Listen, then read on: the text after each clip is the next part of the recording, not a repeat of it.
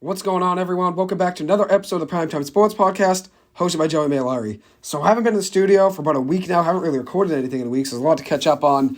So tonight will be a busy episode. I've had a busy week of finals, a lot of essays to write, not many exams. I have an exam Friday, but a lot of papers to write. 2 out of 4 done, almost 3 out of 4 done with an econ paper I have due Friday for a group project. Then I have another one due tomorrow, a theology paper. So I've been busy keeping up with all of that, so it's been tough to try to record an episode of last week, although there's a lot to talk about in all the sports. One thing I want to start out with, though, is I want to say that my condolences are with the whole entire Leach family. Mike Leach, the head football coach at Mississippi State, unfortunately suffered a massive heart attack over the weekend and lost his life. And I just want to say my thoughts and prayers are with Mike Leach and his whole family. If you know Leach, if you don't know Leach, he was an absolute legend in all of college football. And honestly, one of the most entertaining and most colorful coaches in all of sports. He was bigger than life, had a huge personality, and was such a great football coach as well. I mean, he was a lot bigger than just a football coach. I said he was bigger than life. 2-time college football coach of the year. Always had funny answers to every single question. He got asked in a press conference, had great catch lines as well. It's just really unfortunate seeing him pass away. Truly, as I said, he's a legend, not just in college football, but all of sports. He was a great coach, 158 and 107 record. Overall, as a head coach in college football, 8-9 record in bowl games. It was 8-4 this past year for Mississippi State as the head coach. Was also at Washington State for some years as well before he took the job at Mississippi State. During the Gardner Minshew days, he was there at Washington State. And one interesting thing that I just found out was that Lincoln Riley went up to him, which Lincoln Riley, the head coach now at USC, was head coach at Oklahoma for years as well. When Mike Leach was the coach of Lincoln Riley, this comes from a tweet online, Leach told one of his players that he wasn't going to play probably at all, but that he'd like to have them as an assistant coach, like a student coach, like a grad role type of thing where you're an assistant coach, student assistant. The kid got upset, left the office, came back the next day and took the job. That guy ends up being Lincoln Riley, one of the best head football coaches in all of college football. So obviously he's had a great head coaching tree, a lot of guys connected to him, and obviously a tough loss for all college football and sports in general, as I said. He was a great coach, but also just much bigger than that as well. The energy he brought was just electric. And I think college football is not the same without him at the end of the day. And there's one clip I want to make sure I talk about that I want to mention, but unfortunately I have to send it to my computer, so just give me 1 second till I get that set away. But huge loss, as I said, for all college football. There's just something about him. The energy that he brought was just different than any other coach I've ever seen. He always had great answers to everything he said, was funny, always gave life advice to the players, and all the players obviously are very obviously down with his loss, and a lot of former players too are tweeting about it and stuff and how much he meant to them, and it's obviously not the same without him. And I'm going to play a clip right now that came from the locker room after one of their wins over the years at Mississippi State. He had a great quote that he told the locker room that I want to mention, I want to show. So this comes from Mississippi State's football Instagram account. So that you guys, I mean, listen, everybody here, even if you played scout team, you did something to beat these guys. It takes all week to beat somebody. It takes an entire week to beat somebody. We didn't just beat them today. We beat them all week long. Never forget that. Mike, I'm just wondering. And that was a great quote right there. I really liked the part that he said, we took all week long to beat that team. We didn't just beat them on the field today. We beat them all week in practice, and everyone contributed, whether you're a scout team player, a backup quarterback, a backup long snapper, a starting corner, starting safety, the quarterback, the wideout, a freshman that just walked on the team, didn't even play. Everyone contributes to a win. At the end of the day, that's a great message to tell the locker room after a big win. So college football will not be the same without Mike Leach, and his legacy will live on forever. And I just saw that he had a 59.7% win percentage in his career, which is very impressive. But in order to get into the College Football Hall of Fame, you need a 60% win percentage. I think at the end of the day, he should be in there no matter what his record was, because how great of a coach he was and how great of a person he was as well. As I said, he's much bigger than football and was just much bigger than life in general, and it's a big loss in all college sports. So, Mike, my thoughts and prayers are with you and your family, and thank you for everything you did for all college football. I was always a fan of him. I always thought he was funny, but I never followed too much Mississippi State football, since when you're watching SEC football, you're really just watching Georgia and Alabama a lot of the time, and Auburn and LSU, but Mississippi State definitely should have got more credit in the years he was there. But it's such a great coach, and obviously a huge loss for all college sports. So now I'm going to move on to baseball. I'm going to talk about free agency. I'll get into that. Some big-name signings have happened over the last day or so now. Then I'll get into some college hockey, talk some BC Northeastern hockey. Maybe even get into some NBA, Clippers and Celtics. They played a game the other night. I'm going to talk about that game. I think it was the best game the Clippers have played all year. I think it's the best they've looked in probably a year now, or at least a season. Last year they looked good, but they never had Kawhi Leonard last year. Now you add in a healthy Kawhi Leonard going off. I think it just is a huge difference to that Clippers team. It was also Kawhi Leonard's first time with 25-plus points in a game in 500 days, which is nuts. His first time with 500 points, with 20 points, in 500 days. I think it was 20 or 25, let me see. First 20-point game for him in 500 days. So not even 25. His first 20-point game in 500 days. And he missed already 22 games this year, around 22 or 23 games. Has been battling, knee management issues with that knee. They're obviously trying to keep him healthy for the long haul of the season, since Kawhi Leonard and Paul George are my best 1-2 duo in the NBA. I think if they're both on, I think, especially with that Clippers depth, I don't know if anyone's going to beat that team. And that's not just because I'm a Clippers fan. I thought the Clippers had great depth before I was even a fan of them. When they made that run in the Western Conference Finals a few years ago, I liked their bench. I was never a huge fan as I am now, but I always liked Paul George. So I'd follow them a little bit. I like Kawhi as well. I mean, my fantasy basketball lineup in 2019, freshman year, I drafted Kawhi and Paul George, and they sat out every single night, just about every other night, due to load management, and they were just trying to get ready for the playoffs, even in October, the first part of the season. And that was a tough stretch, but I've been a fan of them for the long haul. I like them both teaming up in LA, and it started out with Paul George, and I'm just a fan of the whole team. Kawhi Leonard, Paul George, obviously the start, but then you look at other guys, Terrence Mann, Reggie Jackson, Norman Powell, Robert Covington, Nick Batum, Luke Kennard, Amir Coffey. It goes deeper than that. Ivica Zubac. I mean, it's deeper than just Paul George. I love the whole team now. It's not just one guy. Reggie Jackson's a big part of that as well, former BC Eagle, but it's bigger than just one guy, and I love the whole team. So, huge win the other night for them against the Celtics. I'll get into that game, recap what happened there. Celtics had a crazy game last night against the Los Angeles Lakers. Got a win, ended up almost blowing a huge lead. I mean, they blew it, but ended up still getting a win. So, as long as you win at the end of the day, that's all that matters. But the Celtics nearly had a huge collapse. They did suffer the collapse, but ended up still getting a win, so it could have been worse, obviously. But tough game for them almost. They get the win, though, and that's all that matters. And then I'll talk a little bit about college basketball as well. Talk about BC basketball. They had a win yesterday with Stonehill. Talk a little UMaine basketball as well, what's going on there. UMaine is a big game a week from tonight. They'll be playing around this time next Wednesday night at Ohio State. Number 23 in the country is Ohio State. It's a big game for UMaine. I think UMaine's going to be in that game. I liked UMaine when they played BC. I like UMaine in that game as well. And at some point in this episode, hopefully I'm going to have the sports guru Mike Hurley come on. And then the encyclopedia, the sports historian, Paul from Southie come on as well. So it should be a good episode tonight. Hope you guys enjoy it. I'm going to start out, as I said, talking some baseball. So Xander Bogaerts goes to the Padres, 11 years, $280 million. I recapped this in my podcast last week. Obviously, losing Xander is not what the Red Sox wanted. Maybe it was, maybe it wasn't. But at the end of the day, I'm sure to a degree you want to bring him back, maybe not to the money that he wanted. And when you lose him, at the end of the day, now you have a huge hole. Who's going to be a shortstop? Yes, Trevor Story can jump from second base to shortstop. That's probably the plan. That's probably what the plan was the whole time. The plan probably the whole time they signed Trevor Story to that 6-year, $140 million deal last year was probably, okay, Xander might walk like next year when he opts out of his last year of his contract. Let's take Trevor Story, put him at second base, throw him over at shortstop next year. That could have been part of the plan. But here's the thing. Now who plays second base? Oh, you can move Kike Hernandez from center field to second. Okay, great. Then who's playing center? I mean, now the Red Sox are playing a game of tic-tac-toe, trying to figure out a way that they can really get their lineup figured out. And that's the problem. I think at the end of the day, the Red Sox find themselves in a struggle now. I'm trying to compete. I mean, you look at it, the whole division got better. And the Yankees got Aaron Judge back, 9 years, $360 million, got the money that he wanted, got the money he deserved after a huge year. The Blue Jays had a good year last year. The Rays had a good year last year. And then the Orioles were right on the cusp of making the playoffs. So if you look at it, the Red Sox are the only team in this division that hasn't been making moves to make progress. And the one signing or two signings they've made, two bigger ones, I guess, Kenley Jansen, closer for the Braves last year, comes over to the Red Sox, 2 years, $32 million, was actually the leader in the NL last year in saves. Very impressive year for him last year. I think at the end of the day, you obviously need bullpen help. Not bad getting him in a Red Sox uniform. 41 saves last year for the Braves.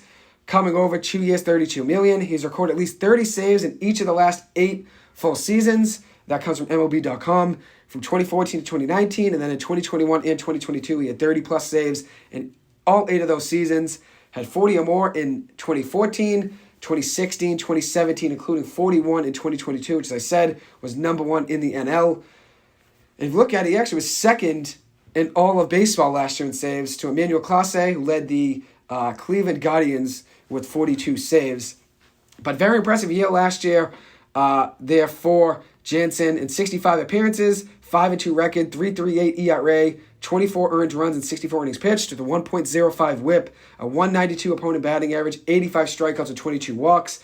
In his last 11 games of the regular season, he had an 8-for-8 save opportunity percentage, so 100% save percentage during his last 8 save opportunities with a .82 ERA, 1 earned run and 11 innings pitched, and that comes from MLB.com article here, all those stats. But very impressive there, considering the Red Sox needed a bullpen guy and needed a guy that can close a game. The Red Sox last year were one of the worst in Major League Baseball in blown saves. And let me see if I can get that statistic.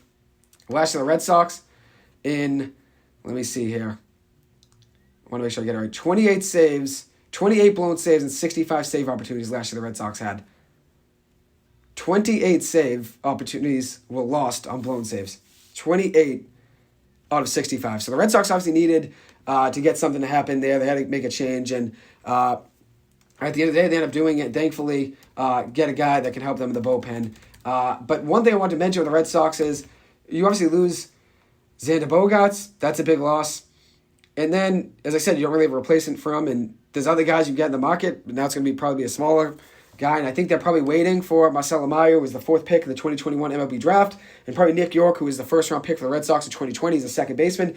They're probably waiting for those guys to come up in the next couple of years, but you're really banking on both those guys being superstars when you're letting Xander Bogaerts walk. I get it. Xander Bogaerts, 30 years old, 11 years is a long contract. $280 million is a lot of money, just about $26 million per year.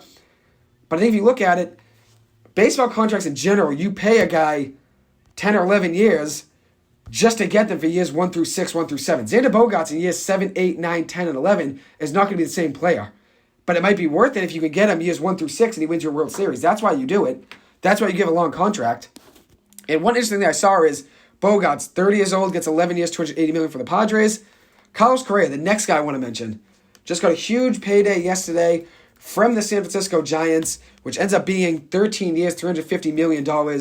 Crazy deal for him. At the end of the day, he got a 3-year, $105 million deal last year from the Minnesota Twins, opted out of it after 1 year, which people knew he'd probably do. Then now gets the 4th largest contract in baseball history, with Mike Trout being first, getting $426 million over 12 years. Mookie Betts getting $365 million over 12 years from the Dodgers. Aaron Judge getting $360 million over 9 years from the Yankees. And now 4th place is the 28-year-old shortstop, Carlos Correa, getting a huge deal, 13 years, $350 million. And that overall, $350 million, is 4th most in a single contract in MLB history. And I think if you look at it, the Giants have money to spend. They only had $18 million on the books past 2023. Brandon Crawford, their shortstop since 2011, has been struggling. Hit .231 this past year with 9 home runs, 52 RBIs. Batting average was .298 in 2021 with 90 RBIs. Last year, it went down to .231. So over 2 years, from 2021 to 2022, he went from .298 batting average to a .231 batting average with 90 RBIs in 2021 to just 52 this past season. So they were looking for a long-term answer, and that's what they get. Correa, .291 batting average last year, 22 home runs, 64 runs batted in for the Minnesota Twins. And if you look at it, they had the money to spend, and they were all in on an Aaron Judge deal potentially, and I'm sure they looked into some other free agents as well, but they ended up going to get Carlos Correa, who ends up being their long-term answer now at shortstop. Last year, the Giants were a .500 record, exactly 81-81. They had 107 wins, though, in 2021, which is a down year. Obviously, last year, only winning 81 games, so losing 26 more games in 2021, so winning 26 less games than they did in 2021, they did in 2022. So 2022, 26 less games won for them, so obviously a downfall. And if you look at it, Correa has had a great career over the years now. He was the first pick overall in 2012 to the Houston Astros. 26 home runs in 2021 his last year in Houston with a .279 batting average and 92 RBIs. He also has a Gold Glove as well. Got that in 2021 in Houston. Was an All-Star selection in 2021 as well. I think that was his second one. Let me go over his career here just to make sure I get all this down here. But very good player, obviously. At the end of the day, they get their long-term answer there. And over his career, 2017 World Series champion, Rookie of the Year as well. 2-time All-Star Gold Glove winner and a Platinum Glove winner as well. 22 home runs, .291 batting average, and .834 OPS last year for the Minnesota Twins. And now this will be his third team in 3 years, 2021 with Houston, 2022 with Minnesota, and now in 2023 will be in San Francisco. The other big shortstop contract, Trey Turner getting 11 years, $300 million from the Philadelphia Phillies, 29 years old. I think Trey Turner was arguably my favorite arguably the best free agent overall in this whole class, probably my number one. I'm a big fan of Trey Turner. I think that's a big pickup for the Philadelphia Phillies, a lineup that was already good, got even better now. And Trey Turner, when you can add a guy to your lineup that can extend a single into a double or can get a big hit in a big situation, have a great glove on the field at shortstop, you add that. And that's what Dave Dombrowski did. That's why the Phillies last year on opening day when I made my predictions for the World Series, I had Dave Dombrowski and the Phillies going to the World Series last year, losing to the Red Sox, which is crazy. Last year I had the Red Sox making the World Series, considering how bad they were. But I had the Phillies making the World Series last year because I saw Dave Dombrowski in there, and I said I know he's going to do good things. And he always does. I mean, he wants to build a team that wants to win. One thing I was comparing, though, between the shortstops is Turner, Correa, Bogaerts got heavy paydays. Next up will be Dansby Swanson from the Braves. I don't think Dansby's that good, but he's probably going to get paid heavy money. I think he's a good player, but maybe not worth the money that Correa got or Turner got. Trevor Story last year, though, going to the Red Sox, 6 years, $140 million at 29 years old, signing that contract. That's huge to the Red Sox. They cut all those contracts in half. Bogaerts got 11 years. Correa got 13 years. Turner got 11 years. Trevor Story only got 6. So that's pretty impressive with half the money of Bogaerts. Bogaerts got 11 years, 280.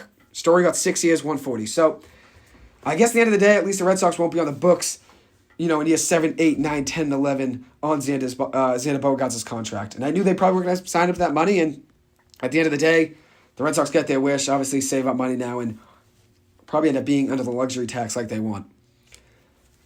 But one thing you got to look at with this Red Sox team is, I know obviously Chaim Bloom is to blame to a degree. I agree. I think Chaim Bloom's to blame. I was never all in on him. I always thought he was good at finding talent for a smaller market team. I thought coming to the Red Sox and trying to turn us into the Tampa Bay Rays was not going to be the best idea.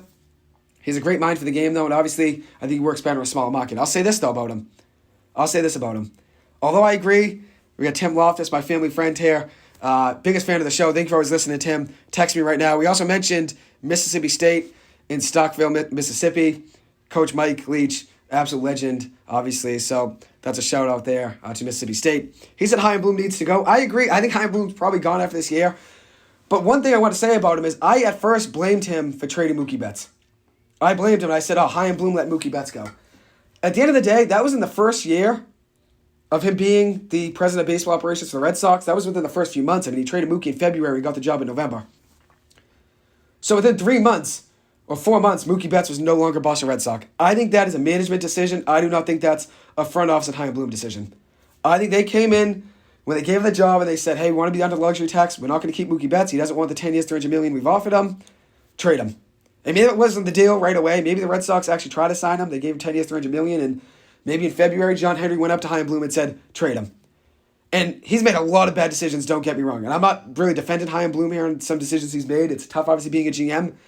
But I think when we look at some of the decisions he's made, I think some of them are management decisions, like ownership decisions, like John Henry and Tom Warner. Warner and Henry, I think it comes down to them. I think they made these decisions to let these guys go. No, maybe not all of them. Mookie Betts, I would agree with. I think they let him go. I think it was their decision. We don't want to give him more than $300 million, so trade him. I don't blame Chaim Bloom for that. I think he ended up getting a deal that was not as much as he should have got, considering Mookie Betts was arguably the second best player in baseball at the time to Mike Trout. And you trade him for Alex Verdugo, Connor Wong, and Jeter Downs. Wong and Downs really, didn't show too much promise in their games in the majors this past year. Wong's been in the majors for a couple of years now, and then you look at it, Verdugo, I'm a big fan of him. But you probably could have got more back in return for him. But if you look at his resume with the Red Sox, that was obviously a bad move. But I don't blame him for the Mookie Betts decision. I think that was a management decision. I think they came in to that offseason saying, okay, we're going to offer him $300 million, and that's the most we're going to go. If he doesn't want to stay, so be it, trade him. And I think that's what he had to do.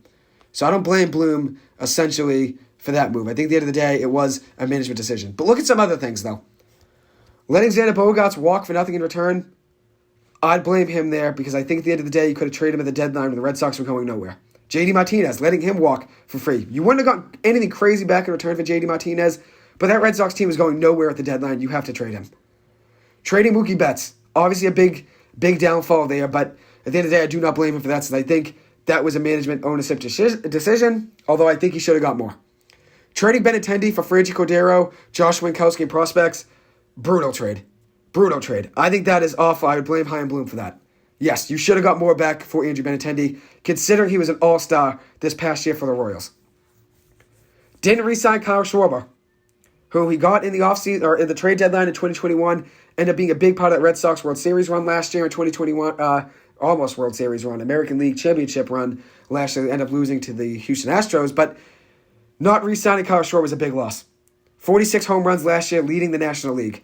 Big loss. It's a lot of power they lost in the Red Sox lineup. Considering Xander Bogaerts' home run numbers went down from 2019, he had 33, to 2021, he had 23, and then in 2022, he only had 15. Bogaerts' home run numbers went down. The Red Sox needed another power bat in that lineup, especially considering J.D. Martinez is not the hitter he once was either. His other big deal was signing Trevor Story 6 years, $140 million. Story last year, 16 home runs, 66 RBIs, a .238 batting average in 94 games. Ultimately, you have to make a move, at least spend some of the money that you're saving. I mean, if you're not paying Mookie Betts, at the end of the day, that money's got to go somewhere. If you're not paying Xander Bogaerts, that money's got to go somewhere. If you're not paying Andrew Benintendi, that money has to go somewhere. If you're not paying Kyle Schwarber, that money has to go somewhere. I think that's my problem with the Red Sox. That's my problem with all the sports, a lot of sports teams, baseball specifically in general, though. And I just wrote a whole paper on this. I took a business and sports class, actually. This semester was one of my favorite classes I've taken at BC, and it's right up my alley of what I want to do in the future, working for a sports team or working in the business side behind sports. And I wrote an 18-page paper, just turned it in yesterday, an 18-page essay about salary floors in the MLB and why a salary floor is needed. And right now, the MLB only has a luxury tax, $230 million. You go over that to a certain degree, you're paying for every single dollar you go over, basically. A percentage of every dollar you're paying. And one thing I was looking at is the correlation between win percentage, how much money you spend, and fan attendance. So first off is how much money you spend.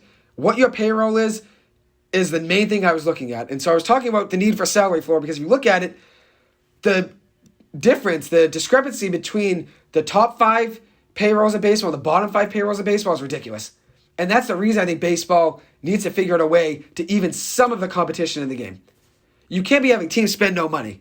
And I'm going to look at really quick my Excel spreadsheet I had open. Yesterday I made a whole entire spreadsheet, 18 pages on the reason that a salary floor is needed in baseball, as I said. And I looked at the correlation between win percentage and fan attendance with a team's salary floor, or salary, payroll salary. And I think if you look at it, a lot of teams aren't spending money in baseball compared to other ones. I mean, if you look at the New York Mets, I mean, they're spending more money than anyone. Same thing with the Dodgers and the Yankees. But then you look at teams like the Nationals, who aren't spending any money. Or the Nationals last year were actually around $126 million. So they did spend some money last year. But going into this year, they will have some less money on the books. They were still under the league minimum, though, or the league average. The league average last year was $150 million total payroll in the season. Baltimore Orioles last year total payroll was $44 million. Oakland Athletics, $48 million. Pirates, $66 million.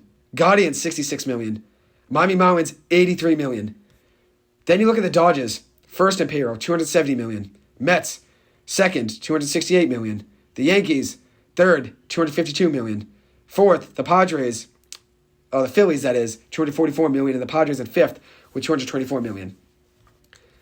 And one thing I was comparing is the average money spent between the top 5 teams and the bottom 5 teams. And let me see if I can get that open really quick here. That was one thing I was talking about, was how much money the top 5 teams spend and then the bottom 5 teams. The average of the top 5 payrolls in baseball is $252 million. You know what the bottom 5 is? $61 million. $61 million. So at the end of the day, something has to happen in baseball to try to even that balance. And I talked about the reason for a salary floor, and I think at the end of the day, that's going to help all of baseball. Maybe the Red Sox start spending money if there's a minimum, which the Red Sox are well over that minimum. It really doesn't apply to them. But if you make a salary floor, other teams are going to have to spend more money, and maybe the Red Sox see the competition around them getting better and they have to spend money. Maybe that's how it would go. I'm not sure. I mean, that's a tough thing to compare, obviously. But the difference between the top and the bottom, though, is ridiculous. And one thing I was comparing is that to attendance rate. And the bottom 10 teams last year in fan attendance, 9 of 10 of them were in the bottom 10 in payroll salaries last year.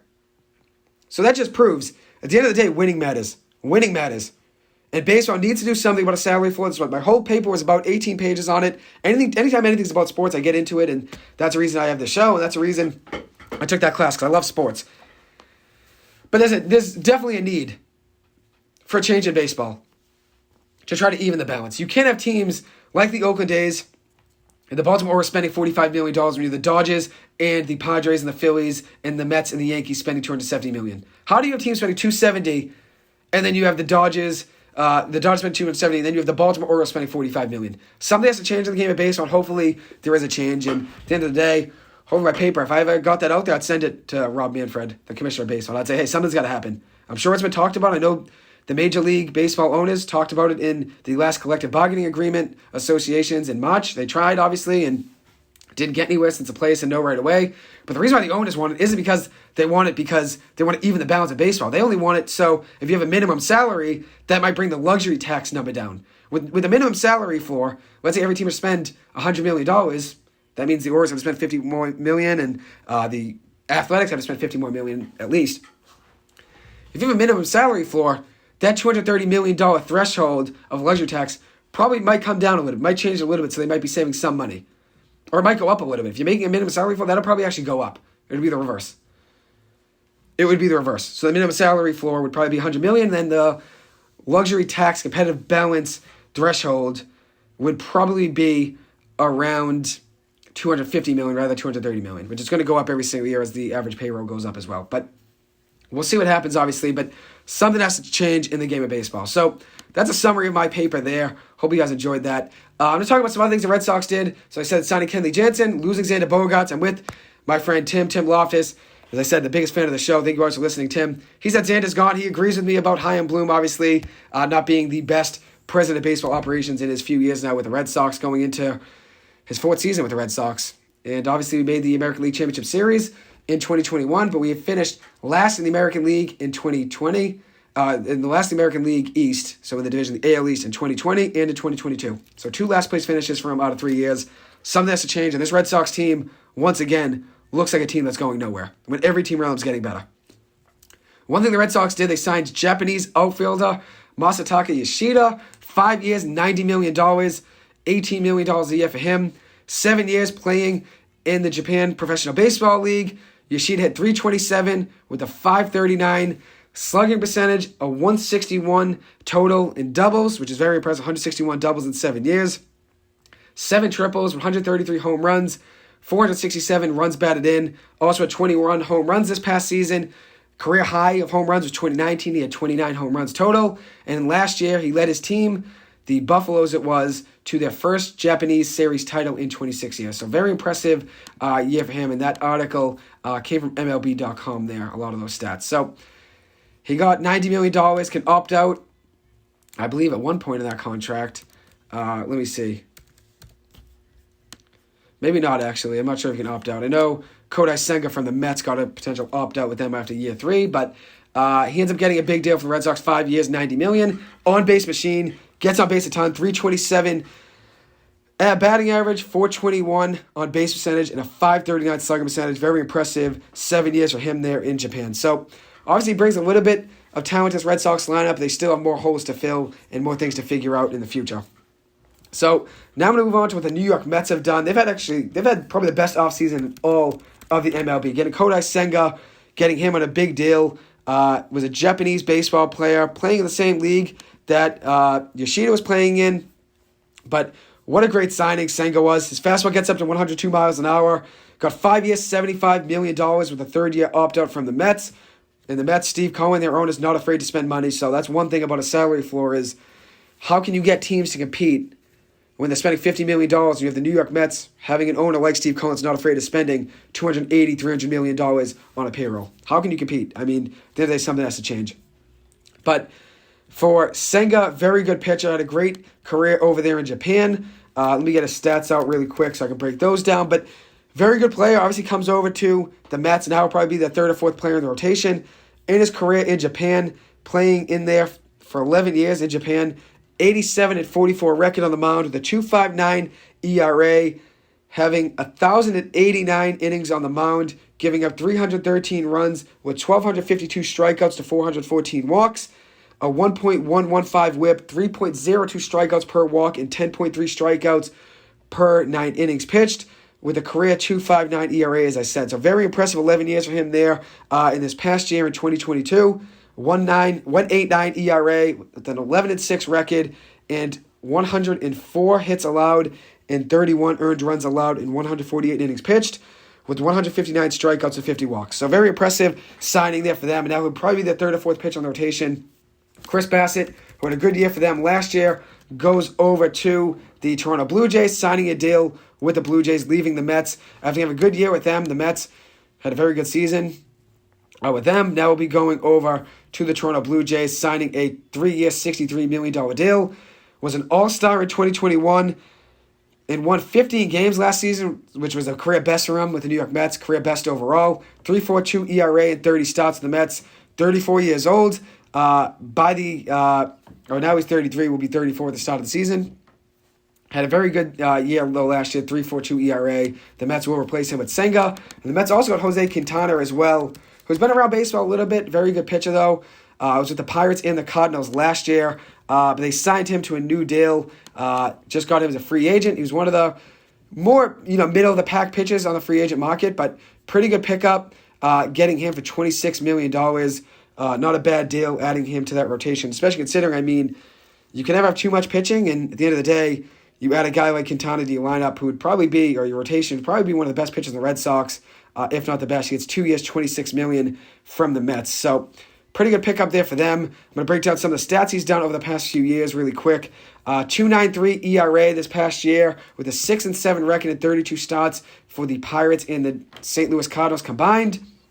2.01 ERA with a 3-2 record in 12 starts for the Cardinals this past year, with 48 strikeouts to 16 walks and 62 2/3 innings pitched, with 3 strikeouts per walk and 6.9 strikeouts per 9 innings pitched. So not a bad year for him, especially considering he's going to be the third or fourth starter in the rotation. That's a great pickup there for the Mets. And the Mets also got back their starting center fielder, Brandon Nimmo. He comes back on a big deal, 5 years, which at the end of the day, you're going to have to sign him to a big contract, especially considering he's going to get a big payday from someone. If it's not going to be the Mets, he's going to get it from someone. I know he got a lot of buzz in the free agent market. He ends up signing a big deal to stay in New York.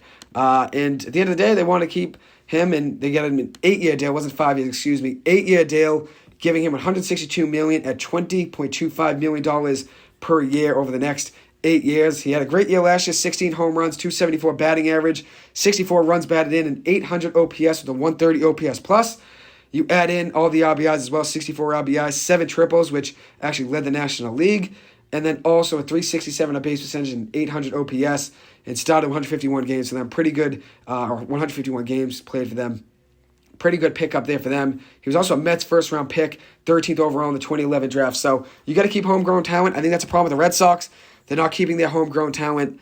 And if you look at it, you let Bogaerts go, homegrown talent. You let Mookie Betts go, homegrown talent. You let Andrew Benintendi go. Yet again, homegrown talent. What's going to happen with Rafael Devers? Are you going to let him walk? At the end of the day, I actually think the Red Sox are going to let Rafael Devers go. I do. I have a feeling they're not going to pay him, because if you're not going to pay Mookie Betts, how are you going to pay Rafael Devers? And I love Devers, don't get me wrong, but Mookie Betts, top 5, top 10 player in baseball when he's on. I don't know how you didn't pay Mookie Betts. And as I said, I don't blame Bloom for that. Essentially, I'm blaming ownership. But how are you going to pay Rafael Devers if you're not going to spend on any of those other guys? Especially considering, Andrew Benintendi wouldn't have been as much money as Rafael Devers is going to be. So you could have kept some of that talent, obviously, around. The Red Sox chose not to, and the Red Sox made that decision to trade Mookie Betts, and everyone said, well, okay, now they're saving some money to pay Andrew Benintendi and Xander Bogaerts and Rafael Devers. Well, 2 of those 3 guys are gone now, so I'm not sure what the Red Sox are going to do.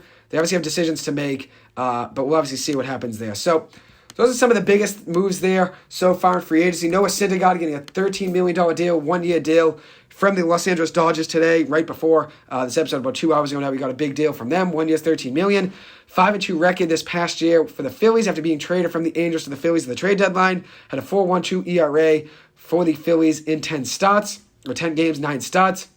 Overall in the year, 10-10 record with a 3.94 ERA, 24 starts, 134 innings pitched, striking out 95 batters to 31 walks. Obviously, his strikeout per 9 inning ratio is down. If you look at what he did with the Mets over his career, 9.7 strikeouts per 9 innings pitched. What he did this past year in 2022, 6.3. 6.3. So obviously that's down. And if you look at it, his whip is a little bit up than it was with the Mets. His whip this past year was a 1.255 whip. What he did with the Mets in 7 years, or in 6 years with the Mets, was 1.162. So obviously his ERA was up too. His ERA with the Mets was 3.32. This past year, 3.94. And also, as I said, his strikeout per 9 inning ratio went down heavily from 9.2 with the Mets to this past year between the Phillies and Angels, 6.3. So obviously that's a difference maker there. And at the end of the day, though, he goes to a good pitcher rotation in LA, and obviously they've lost some pieces now over the past few weeks. Cody Bellinger going over to the... Where did Bellinger go now? I got to make sure I get that right. Cody Bellinger signed a 1-year deal. It was with the... trying to remember here. It's tough to remember all these things. So many signings that's tough to remember all these things at the end of the day, and that's what it comes down to. But he signed a 1-year deal, Bellinger, with the Cleveland Guardians, or Chicago Cubs. That's what it is. Chicago Cubs, 1-year deal. So not a bad pickup there for them. I think Bellinger, he's been struggling the last few years, but I've been rooting for him heavily to turn things around. It was tough to remember where he went. I mean, at the end of the day, he wasn't really a big free agent player. No one really, he probably got a little buzz, but he wasn't like an Aaron Judge or any of those other guys who were getting a lot of buzz, like Trey Turner and Xander Bogaerts. But at the end of the day, he hopefully will recover his career now in Chicago for a Cubs team that's obviously rebuilding and lost a lot of pieces already over the past few years, including Rizzo. Anthony Rizzo's been gone. Javier Baez has been gone. And then also Chris Bryant, and lost some other pieces too. Wilson Contreras as well as another guy gone. So a lot of Legos are falling in Chicago. Hopefully Cody Bellinger finds his feet there and helps them out and gets them back on track. So really quick, I'm going to try to see who I can get on as a guest. Just give me 1 second here, and then I'll get back into some college hockey, and then hopefully have a guest come on. So now I'm going to dive in really quick before we get somebody on. I'm going to dive into college hockey and update you guys on how BC's been playing, Northeastern hockey as well. One thing I'm worried about is Northeastern hockey. I mean, they've been struggling now over the last 4 games, losing 4 in a row, which is tough. One of those games being an overtime loss to BU, another game being lost to Western Michigan, 2 of those really good teams. But they've been losing games they typically win. Losing to Union 3-2, and then losing to Sacred Heart this past week, a week ago from yesterday. At Sacred Heart losing that game 4-2. That's just games Northeastern typically wins. And they lost that game 4-2. Sam Colangelo had a goal in that game against Sacred Heart, and Matt DeMellis as well. But that's games Northeastern typically wins. You got to win those games against Union and Sacred Heart. The next time they play is this coming Saturday. It is versus Long Island at Long Island at 7:15. Long Island having a tough season there, not having a good year at all. But Northeastern has to figure something out. They need to get themselves back on track, especially considering, I mean, they were such a good team last year going into this year where top 10, everyone was talking about, they got a lot of buzz. But now they're losing games they should win. They will be playing Long Island, who they opened up the season with at Matthews Arena on October 1st. They won that game 3-2 in overtime. Got a big goal from Vinny Borghese, who is a freshman, I should say. That was his first game of college hockey. Big goal there from him. Had a goal from Cam Lunt and Braden Doyle in that game as well. All 3 of those guys being newcomers at Northeastern. But as for Long Island, 6-10-1 on the year. Northeastern has to rebound against them and get a big win. Since I'm starting to worry, 7-7-3 on the year. 6-4-2 in the Hockey East, 7-7-3 overall, and they've just fallen in the rankings. They're out of the top 20 now, and right now in the pairwise rankings are 25th. Northeastern's always better than that. They're always better than that.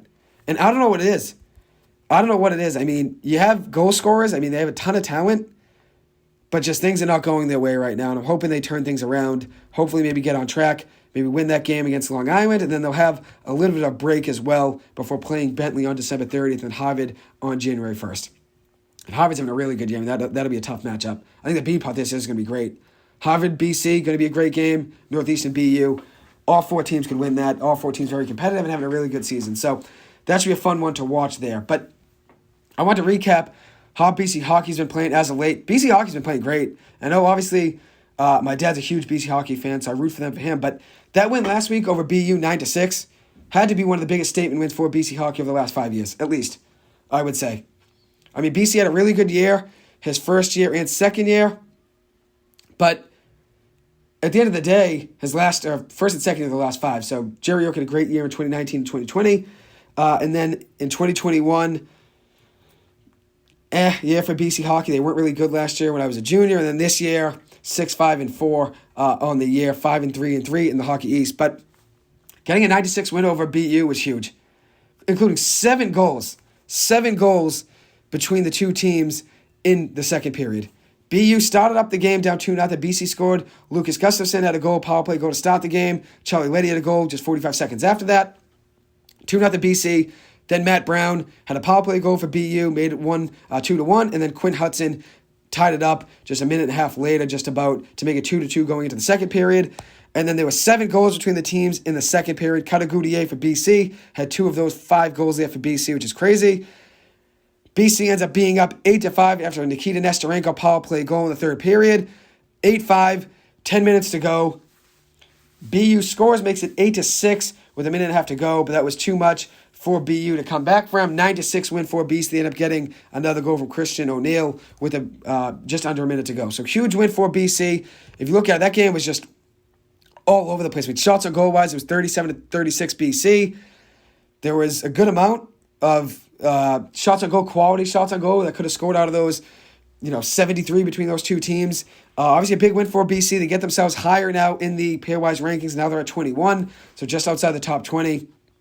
Very impressive, though, for BC, considering how good of a finish they had to the first half of the season. Now they'll be playing Arizona State, traveling to Arizona State in Tempe, Arizona on December 30th and December 31st. They'll be playing 2 games there against Arizona State and former Northeastern goalie, who's now their starter there at Arizona State. It is TJ Semdenfelter for the Sun Devils. He's their starting goalie. And they also have Ty Jackson, Dylan Jackson from Northeastern, and then Robert Master Simone, one of the best BU players over the last few years, transferred over there as well. So BC, though, over the last 5 games, beat Brown, lost to Providence in a shootout, beat Providence in a shootout, and then beat BU. Very impressive stretch there from BC. Very impressive. And if you go back further than that, they lost 5-2 to Notre Dame on November 25th. That's a tough game. But before that, beating UMass Lowell, a very good team, 3-2 at home. And then beating Northeastern as well, 3-2 at home as well. Both of those coming at Conti Forum. They've had a good stretch, and they also tied Northeastern, lost the game in a shootout on November 11th when I was in New York City. I remember watching that game. Crazy finish for Northeastern, coming back. They were down in that game, 4-1 with 10 minutes to go. Northeastern came back, ended up making it 4-4. They scored 3 goals in the last 10 minutes, including a goal with just like a second or 2 left to go, which was nuts. Ended up winning that game in a shootout with Cam Lund getting 3 goals in that game. 3 goals and also the shootout goal as well. That kid's just ridiculous. So talented. 4 goals in that game total. But you look at BC. So in overtime, lost to Northeastern in a shootout. Beating Northeastern, so that's 1-0-1 there. Beating UMass Lowell, 2-0-1. Losing to Notre Dame, 2-1-1. Beating Brown is 3-1-1. Losing to Providence in a shootout was 3-1-2. And then beating Providence in a shootout, 4-1-2. And now they are 5-1-2 in their last 8 games played. So they finished the year very hot, and that's just very impressive. Happy for BC hockey. They close out that first half of the year very much strong. And you look at it now, the Hockey East games are coming up. That's when it's the most important time of the year. You're getting hot at the right time. Cutter Goudier, the 5th overall pick this past year in the NHL draft, the 2022 NHL draft of the Philadelphia Flyers.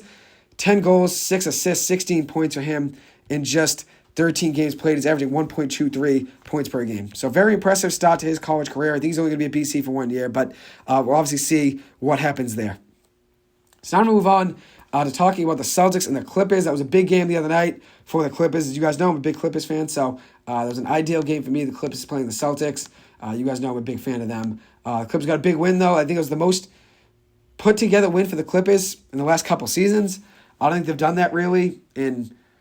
I don't know. I don't remember the last time Paul George and Kawhi Leonard played together. Was it the 2021 West Conference Finals run? Pretty sure in that playoff run was the last time they played together. So they haven't played together in a year and a half, really. Now this season they've had 7 or 8 games together, which I'm going to break down a statistic of their stats when they do play together. And they're significantly better as a team when both those guys are on the floor. Let me see where I can get that really quick. So Paul George and Kawhi Leonard, with them this season, the Clippers are 6-2. Averaging 108.8 points per game, 103.8 points allowed per game. You look at it, they're 2-5 without them, without both of them in the line at the same time. 106.4 points per game, so just 2 points less per game, but giving up over 11 points per game more, 115.1 points per game without both those guys in the lineup, giving up 100-plus points in all 7 games when both guys are not playing at the same time. So, obviously, they need both those guys in the lineup, and now you're starting to see how good this Clippers team can be with both those guys healthy. Huge win for them over the Celtics. The Celtics hold the best record in the NBA. They actually held the Celtics to under 100 points. The first time this season, the Celtics were held to under 100. They beat the Celtics 113-93, 20-point win for the Clippers. As for Clippers, I'm going to talk about who played best for them, and then I'm going to talk a little bit about the Celtics as well and what happened there. But overall, everyone contributed to that Clippers win. It was great to see. I mean, everyone got minutes except for Robert Covington. Not really sure what happened there and why he's been falling out of the rotation. But everyone played well. Paul George, 8-22 from the floor. Not his best shooting night, but finished the game with 26 points, 6 rebounds, 3 assists, and a steal. Kawhi Leonard, his best game of the last 2 years now, 25 points, 9 rebounds, 6 assists, 10 of 12 shooting from the floor, and 2 of 3 from 3. Was 3 of 6 from the free throw line. Did struggle a little bit from the line, but had a great game. That's the best I've seen him play in 2 years. Obviously now it's been 500 days since he had a 20-point game, but he just felt so comfortable. Felt so comfortable in those fadeaways. He just looked so good. And I think this Clippers team is a lot different when he's fully healthy, obviously. Reggie Jackson had a good game. Didn't really contribute too much offensively. Had some good plays of 7 points, 3 of 8 shooting. Marcus Morris, 13 points of 6 of 8 shooting. Had a really good game. Nick Batum off the bench, 7 points, 2 of 2 shooting. Luke Kennard, huge addition to that Clippers lineup, getting him back healthy as well. 5 of 9 shooting, 12 points. And then my boy Terrence Mann had a great game, 4 of 9 shooting, 9 points, 7 rebounds, 5 of those being offensive boards, which is nuts. And also blocking Jason Tatum. On that play there, he glassed Tatum. The ball goes off the board. John Wall finds it. John Wall finished that game with 6 points, 4 rebounds, and 4 assists and a steal. John Wall finds that board off the glass, goes full court, kicks it out on an outlet pass up court to Luke Kennard. He gets Luke Cornett in the air for a pump fake, sidestep 3. Huge play there for the Clippers, huge momentum swing for them, and Clippers end up winning that game. As for the Celtics and what happened there, as a team, they struggled shooting, just shot 23% from 3. I think that's the thing with the Celtics. They were shooting 40% from 3 for so long, and everyone was so reliant on the three-point shot. Everyone was so reliant on the three-point shot. I think that's the difference now. This Celtics team now is finally starting to hit a point where you can't just shoot threes. And I'm not rooting against them. I think at the end of the day, I love the Celtics shooting 40% from 3, but that's not something you can rely on a whole season. I'd rather them start missing threes now so they can realize, okay, we have to start working the paint and starting to get the ball inside like we did over the last couple seasons. And I know you don't have the guys healthy that you've had. You don't have Al Horford healthy right now. You don't have Robert Williams healthy. I know it's a different lineup when you have Blake Griffin in there rather than those two guys. But the Celtics were going to come to a point at some point where they're going to start missing shots and they have to start moving the ball in the paint. And it's a good time to do that early in the season rather than later. Because now you can make adjustments. You still have a whole second half of the season and more to go. As what happened in that game, though, against the Clippers, Tatum was 7 of 20 from the floor with 20 points, a -18 plus-minus ratio. Marcus Smart, 1 of 6 shooting, not a great game from him, with just 3 points, -25 plus-minus ratio with just 1 rebound, 3 assists, no steals, and a block. Also had 5 fouls as well. Jaylen Brown, 21 points of 9 of 15 shooting, 1 of 6 from 3. Tough night with him shooting from the three-point line. 4 rebounds, 2 assists, 2 steals. And then Blake Griffin didn't have a bad night, 6 rebounds, 5 points, but was just getting attacked all night in the paint by that Clippers team. Paul George, Kawhi Leonard, driving play after play and getting to the lane, getting to the cup with ease. One player that played very well for the Celtics in that game was Malcolm Brogdon. 6 of 12 shooting from the floor, 2 of 6 from 3. Added in 4 of 4 from the free throw line, 6 assists, 4 rebounds, a block, and 18 points. And out of the guys that played the majority of the game, had the best plus-minus ratio on the team of guys that played over 25 minutes with a -3 plus-minus ratio. So he's one of the most effective players in the court when he's playing. But as for the Celtics last night, they recovered well. I mean, they played at one point horrifically. They were up 20 points, and the Lakers almost ended up losing that game. The Celtics were up 84-65 in the third quarter with 5:33 to go. So up 19 points with just about 17 and a half minutes to go. By the fourth quarter mark, so just 12 minutes later just about, with 4 minutes to go in the fourth quarter, the Celtics found themselves down by 12 points. They end up coming back miraculously, tying the game off a Jason Tatum three-pointer at 17 seconds to go. Forced that game to overtime. The Celtics win that game 122-118. But at one point, the Celtics were down 13 with 3:41 to go. They ended up winning that game. But at one point, they gave a 32-5 run. A 32-5 run over a 9-minute stretch in the fourth quarter. From the start of the fourth quarter, or just about the end of the third quarter, the start of the fourth, to 3 minutes to go in the fourth quarter. So the end of the third quarter to 4 minutes to go in the fourth quarter. The Celtics gave up a 32-5 run over 9 minutes. And overall, that run, that miraculous run for the Lakers overall was 44-12.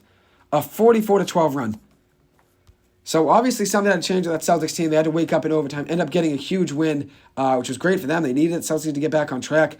122-118 win over the Lakers last night. Tatum had a great game, 15-29 shooting, 44 points, 9 rebounds, 6 assists, and a block with 9-10 shooting from the free throw line. As for the Lakers, Russell Westbrook had a great game. Shooting-wise, wasn't the best, 7-19 shooting, 1-6 from 3. But 20 points, 14 rebounds, and 5 assists with 4 blocks and a steal. He was very effective on both ends of the court last night with 20 points. And then look at what LeBron James did. Year 20 for him, 33 points, 9 rebounds, 9 assists, 2 steals, a block, adding in 14 of 25 shooting from the floor for a 56% free throw or field goal percentage. Anthony Davis was 13-24 from the floor with 12 rebounds, 3 assists, a block, a steal, and 37 points. Celtics still end up winning that game. And obviously, at the end of the day, Celtics being, right now at this point, so good, being number one in the NBA in points per game at 119.4 points per game, and holding a record right now of 22-7 is just brilliant. So Celtics can't complain, but I think at the end of the day, they couldn't just keep relying on the three-point ball. And I think at the end of the day, you had to come to a point where you said, okay, we have to start scoring and not just on threes. So good game for the Celtics recovering last night. Obviously a major collapse, giving up a 42-10 run, but still end up getting a win, which is most important at the end of the day. So now I'm going to see if I can get Paul from Southie on. Just give me 1 second to coordinate, and I'll be just back on in 1 second. Here he is, Paul from Southie, back on the podcast. How are we doing, Paul? Joe, we're doing well. How are you tonight? Enjoyed the show. How have you liked it so far? It sounds good? You're making a lot of sense. We all love that paper about the salary floor in baseball. Good research, and I agree with it 100%. Yeah, something's got to change there, obviously, huh?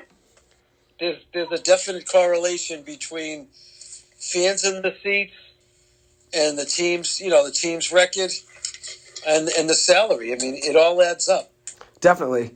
So we'll see what happens, obviously, with baseball. But we have an echo there. Now right here, there's an echo for a little bit there. But what were you saying about the salary for? You said you agree that there should be one, correct? I think it makes a lot of sense. I think you did a lot of research, and it adds up. If teams aren't spending money, then they're going to do poorly, and no one's going to go to the games. So it's too much of a disparity between the teams that spend $230 million, and you got some teams spending like $50 million. Yeah, it's too wide a gap. I'm with you. I think something has to change. I agree with you there, and I appreciate you listening and enjoying that segment. I'll send you that 18-page paper. There's a lot written there, but there's a lot of good stuff, obviously, and you know I love sports, so anything about sports, I'll write 18 pages, anything on sports, you know? Yeah, I agree. It was good paper. So I want to get your opinion on some things. We can get, obviously, baseball. We can get into the Giants. We can talk about any of that stuff. BC football, BC hockey even. I got into a little bit. I don't know if you heard that segment, but what do you want to start with any of those? How about we lost Phil Djokovic joining the Pittsburgh Panthers? Yeah, how do you feel about that? Obviously, you were a Djokovic fan for a little bit, but you think Moorhead's the guy. I would think Djokovic lost the job, yeah. So he probably saw the writing on the wall. He probably talked to the coach and said, you'd have to earn your job back. And maybe he thought he could walk into a starting job in Pittsburgh.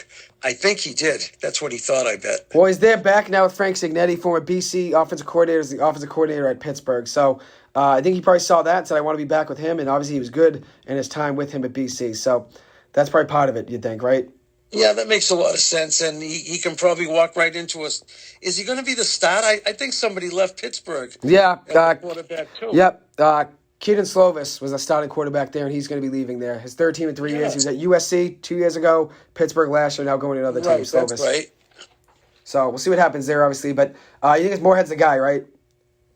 I think, yeah, he played pretty well down the stretch again with the banged-up offensive line and a stud receiver in Zay. But after that, there really wasn't much depth at the position. I mean, we saw Dino Tomlin make a couple of big catches. I think Joe Griffin, the freshman, showed a lot of promise. From Springfield. Again, he's a freshman. And the fact that we couldn't run the ball, I think Moorhead played pretty well. Definitely. And so, obviously, the season didn't go BC's way, being 3-9. There was some spurts in the middle, though. Obviously, beating Louisville was a big win. Beating Malik Cunningham, I know he went down the fourth quarter. That's a big win.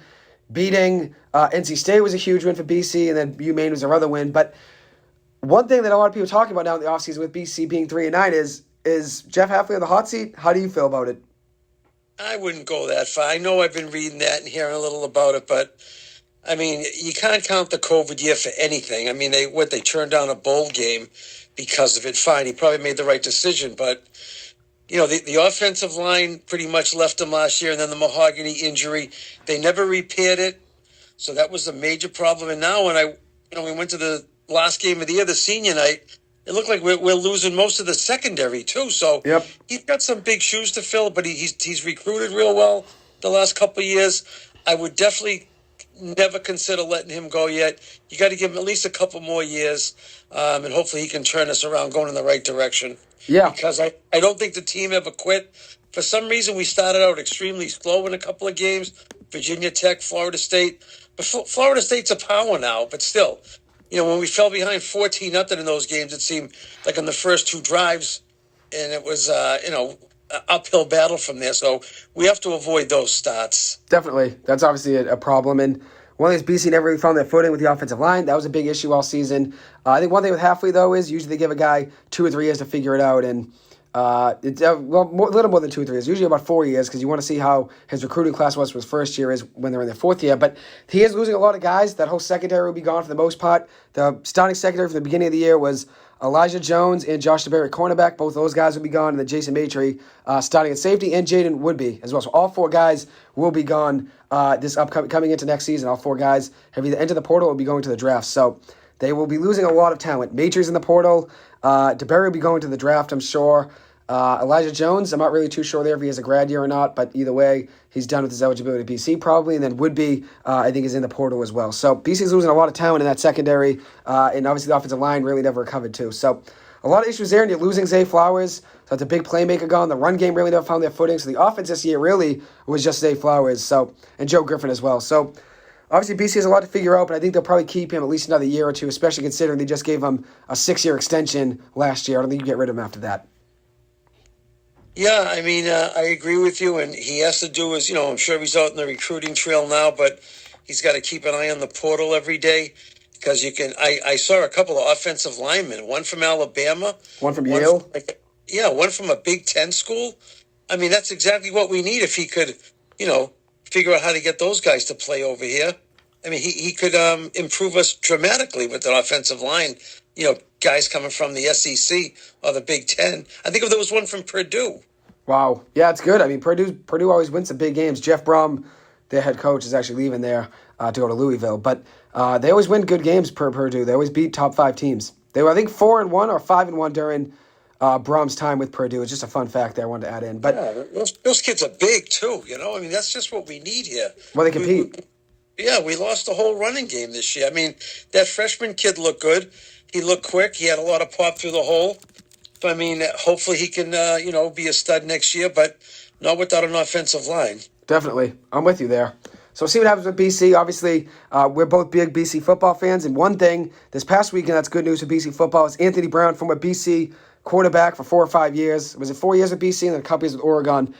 Yeah. Is now, or maybe not the starter going into this week, depending on if Huntley, the backup quarterback for the Ravens, can play or not. But he got some snaps last week for the Ravens, which was awesome. It led them to a win. Yeah, yes. We're big Anthony Brown fans. I was always on Team Anthony Brown. I thought he transferred and Jerkovic came in. Everyone was always doing now we finally have a quarterback and this, that. I was always on the Anthony Brown train. I know you always liked both quarterbacks. You never really picked a side. But I loved Anthony Brown always, and I thought at the end of the day, we were best with Anthony Brown quarterback. Nothing against Jerkovic. I always just thought Anthony Brown was better for that BC system. I thought he was a better quarterback here and more successful, and I know I got a lot of slack for that over the years. But I always loved AB, and I'm happy to see him succeed in big moments. I'm sure you too. Absolutely. When I saw the crawl saying that Anthony Brown was quarterback on the Ravens like mid-game last week, I was so happy. I enjoyed his time here. I know he went right into the portal when Adazio was fired. But his time here, I mean, we scored a lot of points with him. I mean, he could run. He could throw. Yeah. I don't think he threw many, untimely picks. No, I agree. I mean, the touch passes was tough a little bit sometimes because you're missing maybe a little bit of touch pass like we talked about. But right. He led us twice to a ranking in the Associated Press ranking, in the AP rankings, and we were twice ranked, and 17th once was the highest we've ranked with him. And we never ranked at all in the Jerkovic era or the Halfley era for that matter.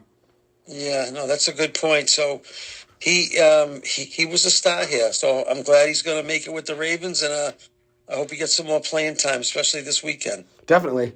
So one thing I want to transition to really quick before we get into some other things. Obviously, we'll talk some baseball, Red Sox, maybe talk a little bit about the Giants as well. I want to talk BC hockey while we're talking BC sports. Obviously, Jerry York night was last weekend. Big win for BC hockey. And then obviously it showed BC can compete with the biggest team, or one of the biggest teams out of college hockey. BU was a top 7 team this year. What did you see in that game? Are you excited about the future of the team? Obviously now considering they're 5-1-3, I think, in their last, or 5-1-3, I think is what I said, in their last 9 games. Yeah, I was very pleased with the play the last few weeks. I enjoyed the Jerry York night tremendously. I'm glad they gave him and his wife a trip to Hawaii. He certainly's earned that. I think one thing I was surprised at is the goalie Benson. Yeah. He seemed a big upgrade from the Eric Dopp. Yeah. Eric Dopp, both of them are transfer goalies, coming in. Dopp was coming from Bowling Green as a grad student transfer just for 1 year last year. And then Mitch Benson coming over from Colgate, now BC starting goalie for 1 year. He's a grad student as well. But I agree with you. I think in that third period, faced a lot of shots on goal that could have scored. He made some great saves, especially considering, BU had 36 shots on goal. So anytime you give up 36 shots on goal, it typically doesn't go your way and you win a game. But considering BC scored 9 goals, that's a win. When you give up 6 goals, you'd think it's his fault. But there were some goals that weren't his fault. I mean, there was a couple times he was screened, and then a couple times BU's just good. Right? And BU's just really good. That's part of it, too. Yeah, no, and they're fast. They reminded me of the BC teams under York a few years ago. Smaller guys who can fly to the puck. And anytime they pick up a loose puck in transition around the red line, they seem to have a 3-on-2, Yeah. So it was a huge one. I don't know how 9-6, so uncharacteristic for those two teams. But I think Benson has made some great saves I've seen over the last few weeks, and he is certainly an upgrade that we can definitely maybe we'll catch fire. I like the young talent we have. A couple of those kids, what are they, freshmen, I think? Goudier. Showing a lot of promise, putting the puck in the net. And one thing about Benson is that he faced 16 shots on goal in that third period, saved 15 of 16 shots. Finishing it very hot. 15 of 16 saves in that third period. BU is just lighting it up on shots on goal in the last 2 periods. The first 2 periods, BC led 28-20 in shots on goal. The last 2 periods, so the first and second were the first 2, obviously. Second and third period, 26 shots on goal for BC, 29 for BU, including 16 in that third period. So BC got outshot 16-9 in that third period, but they were playing, obviously, a lot of defense, just trying to keep the lead. And very big win for BC. As you said, Benson played great. And one good thing for BC is now they're going into the break. Probably is one of the hottest teams in all the Hockey East, definitely in the Hockey East, and maybe one of the best finishes in all college hockey, finishing, obviously, the last 7 or 8 games with only 1 loss. Yeah, they got to stay hot. I know they don't play until December 30th. I think you said they're going out to Arizona State for a couple of games. Yep, to play TJ Semterfelter, my old boy. Great goalie again, but hopefully they can continue the good scoring. Marshall Warren in the defense, he's anchored them pretty well. Yeah. Marshall Warren's good. Yeah, he's solid. No question. He's a good leader for that team too. And that's a BU team. There's 12 NHL draft picks. 12 guys in that BU team are NHL draft picks. 12. And Dolfo, the coach, he just turned them around. It seemed like overnight. Yeah. They look like legitimate top 10 team. Again, they're not big, so you can probably muscle them, especially in the corners, but they're fast. They keep moving their feet, and they can put the puck on the net, so they will be something to deal with down the stretch. Definitely. And that was one good thing for BC, though, getting a win against them, showing you compete with one of the best teams in all college hockey. And I told you, when I went to that game against Northeastern, they were doing circles. It was so fast. I said they play to a different speed than Northeastern. They were just doing circles around Northeastern. Even around BC, I mean, they still skated fast. Just BC played, better defense in that third period and got a win. But they play so quick. 15 goals, I mean, you didn't expect that, right?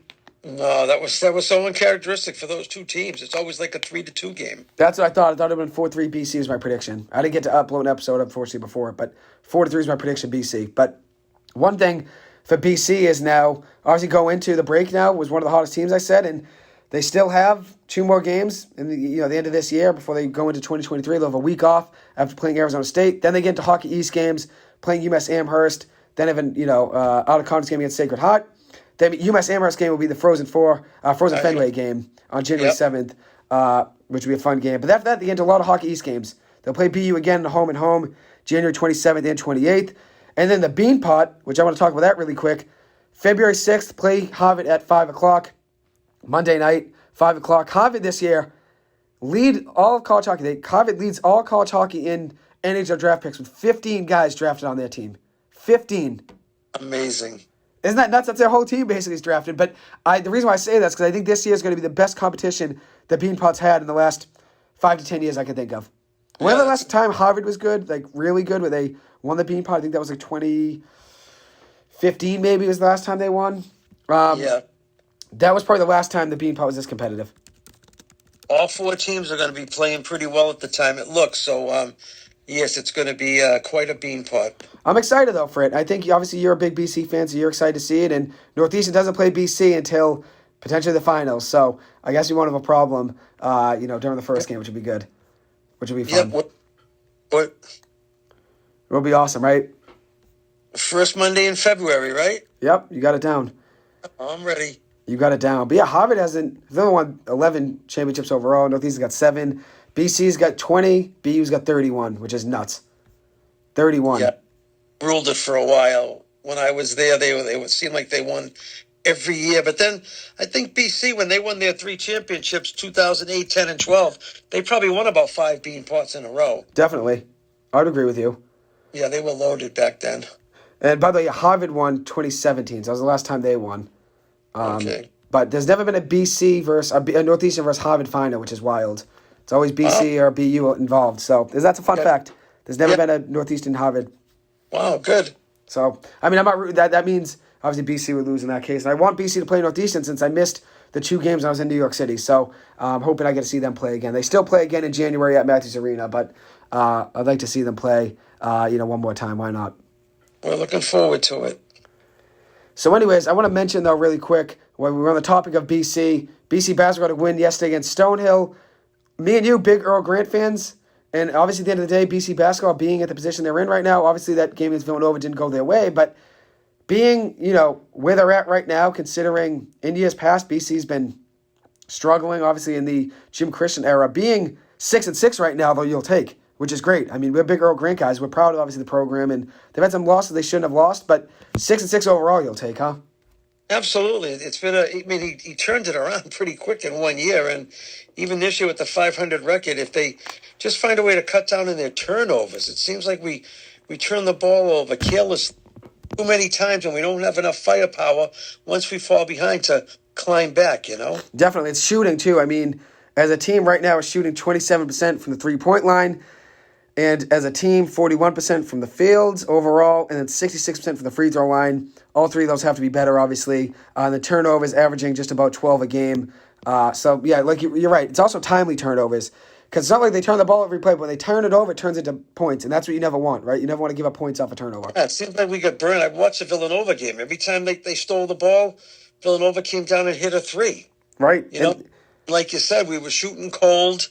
If we miss our free throws, we dig a hole that we can't get out of because we don't have enough firepower. Yeah, you're right. I mean, they got a win last night over Stonehill. Stonehill just turned Division I, so obviously they'll have an uphill battle for the first couple of years of being a Division I program. Now they're 4-8 on the year. BC got the win, though. It was close at halftime, actually, though. BC was only up 9 points at half, and at one point, with about 4 or 5 minutes to go, it was a 4-point game, a 3-point game. BC ends up winning that game, though, 63-56. Got a good game out of Jaden Zachary. He played pretty well, 16 points off of 6 of 15 shooting, 3 of 6 from 3. Stonehill had a kid, Sims, which I don't really know much about him because I was at the Bruins game, didn't get to see it. 20 points off 7 of 14 shooting. BC struggled with guys from smaller schools. I mean, they struggled against Clarence Daniels, the guy from UNH who had 34 points in that game, I believe it was. And then they struggled against Kellen Tynes of UMaine as well. He had, I believe, 20-plus points against BC when they played. So they struggle against guys that just take over a game. And yesterday got a win, though, against a guy, Sims, who had 20 points, led the game. So that's a good win for them. Yeah, they need to build some confidence because their schedule is going to be coming all ACC pretty soon. Yep. And we know how tough the conference is. And I think, what's Duke coming in, like in a couple of weeks? Couple weeks, yep. January 7th. It's that day of the Frozen Fenway game at 1 o'clock. Right. Which I'll be calling that game, actually, on, I think, WZBC's YouTube channel. I'll be calling that game the play-by-play. That'll be a cool. thrill. Good. Which will be cool. But yeah, you're right. Once the ACC games come, you're going to have to figure it out. And last year, I think they got, with the ACC tournament, maybe 6 or 7 ACC wins. I think if you get maybe 8 to 10 this year, that's an improvement. Just keep improvement every year, right? That's what you want. Baby steps works. I mean, seemed like we didn't get an ACC win for maybe a year or two, right? Didn't we go like 0 for 6 once? Jim Christian struggled. Yeah, and I don't blame him, but we just couldn't get over that hump. And then I think, what did we win? Like a few ACC games last year, and then especially in the tournament. We won 4, I think, and then 2 or 3 in the tournament, right? Or maybe 5 and then 2 or 3 in the tournament. We were one second away from beating Miami. Or in the tournament, I think. From going into OT with Miami again, yeah. And then there, you're right. So I'm hoping they can, catch fire again in the second half of the season when the real, ACC schedule starts, because it'll be tough. Definitely. And one other thing, UMaine basketball, I'm a big fan of them. They play Ohio State next Wednesday night at Ohio State. Ohio State on the year, number 23 in the country. Very good team, having a great season. Their record overall is pretty strong as well. So UMaine will have an uphill battle maybe in that game, but I'm going to take UMaine in that game, though. I side with them always. Ohio State, though, 7-2 on the year. Powerhouse scoring-wise as well, averaging 79 points per game, only giving up 63 a game. But as for UMaine, though, 6-4 on the year. Winning their last 2 games, beat Merrimack by 3 on Sunday. They play Akron on Monday night before they go to Ohio State and play them on Wednesday. I like Ohio State to lose that game against Maine, though. You know I like UMaine. I know you're a big fan of Maine, but boy, Ohio State's going to be a tough order. Is it up there in Ohio State? Yeah, it's at Ohio State next Wednesday night in Columbus. Yeah. That'll be a win for them, even if they can stay in the game. If they can make it a game late, anything can happen. I mean, they've only lost 2 games this year, Ohio State. One was to San Diego State, who's 8-3 and make the tournament every year, and then Duke, number 12 team in the country. They're 10-2. They lost to Duke by 11 or 9 points. So they've had a really good year, 7-2, averaging, as I said, 79 points per game, which is absolutely wild. And at the end of the day, Maine's going to have, obviously, their work cut out for them. Maine's 6-4, though, in the year. Maybe beat Akron, MAC team, Mid-American Conference team on Monday night. Maybe improve to 7-4 in the year and then travel to Ohio State. And who knows? I think they can stun them. I think they'll be in the game at least. I'll say that. Which I'll give a preview of it when I'm home. Obviously, next week. That would be when I'm already home and done for, obviously a month. But so it won't be live on the air. I'm giving that prediction. But I think Maine will be in that game. I hope so. We'll be rooting for them. Yeah, no, I'm a big fan. So I'm going to jump in really quick. We talked everything BC-wise, talked a lot of college sports here. One thing I want to jump into is the MLB and the Giants. What would you rather talk about first? We'll talk about each. We'll talk about the Red Sox. All right, let's talk the Red Sox. Obviously, letting Xander Bogaerts go. What are your feelings on that? 11 years is tough. I mean, I love Bogaerts. I wish he stayed, but again, I wouldn't overpay for anybody, and I think 11 years, because I think we offered him something close, but maybe 7 years and maybe a higher average. But, I don't blame him for turning down 11 years because he's not going to make $26 million a year when he's like 38 years old and batting like 225. So, yeah, happy for him that he got the deal. I wish him all the best.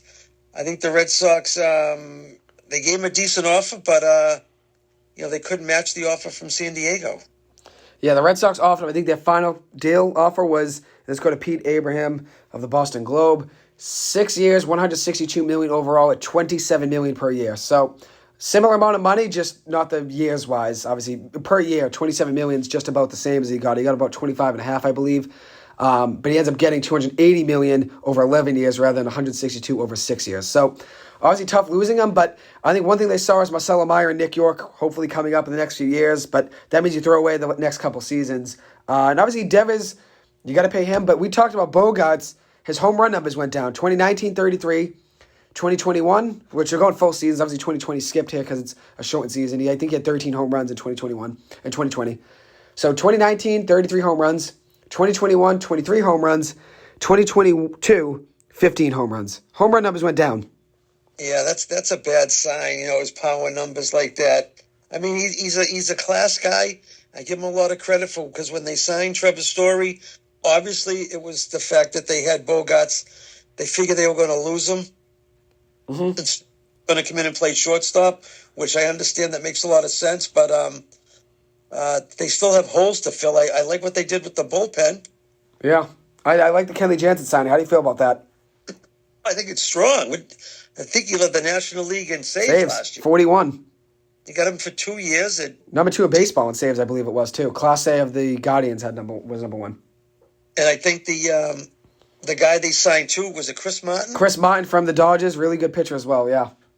I think he's a plus. I mean, because like you said earlier, our bullpen cost so many games last year. It was tragic. You know, it seemed like we blew a save every other game. You're right. That's the problem. I mean, now you have Chris Martin, probably throw him, I'd imagine, the rotation. He's a big guy, 6'8", 225 pounds. Played 60 games last year out of the bullpen. Probably stay in the bullpen, but the Red Sox do need help in the rotation. I still think you need a 4th or 5th guy, especially considering Evaldi and Walker will be gone. But he'll probably stay in the bullpen. 60 appearances last year for the Dodgers with a 3.05 ERA, 2 saves, 74 strikeouts and 56 innings pitched with a .982 WHIP.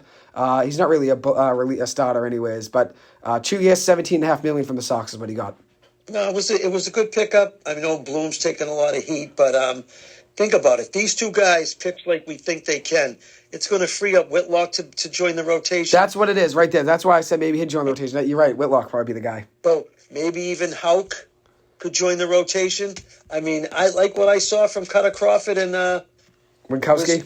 Winkowski, yeah, those guys showed a lot of promise. Even though a lot of those games we were already out of it, they pitched pretty well. So I know they could use like Carlos Rodon, who's still out there. That's the last guy. That's the last domino to fall. The last big free agent piece out of the Trey Turner and all that sweepstakes left. It's him and Dansby Swanson, but the Red Sox won't be in talks with Dansby, I don't think.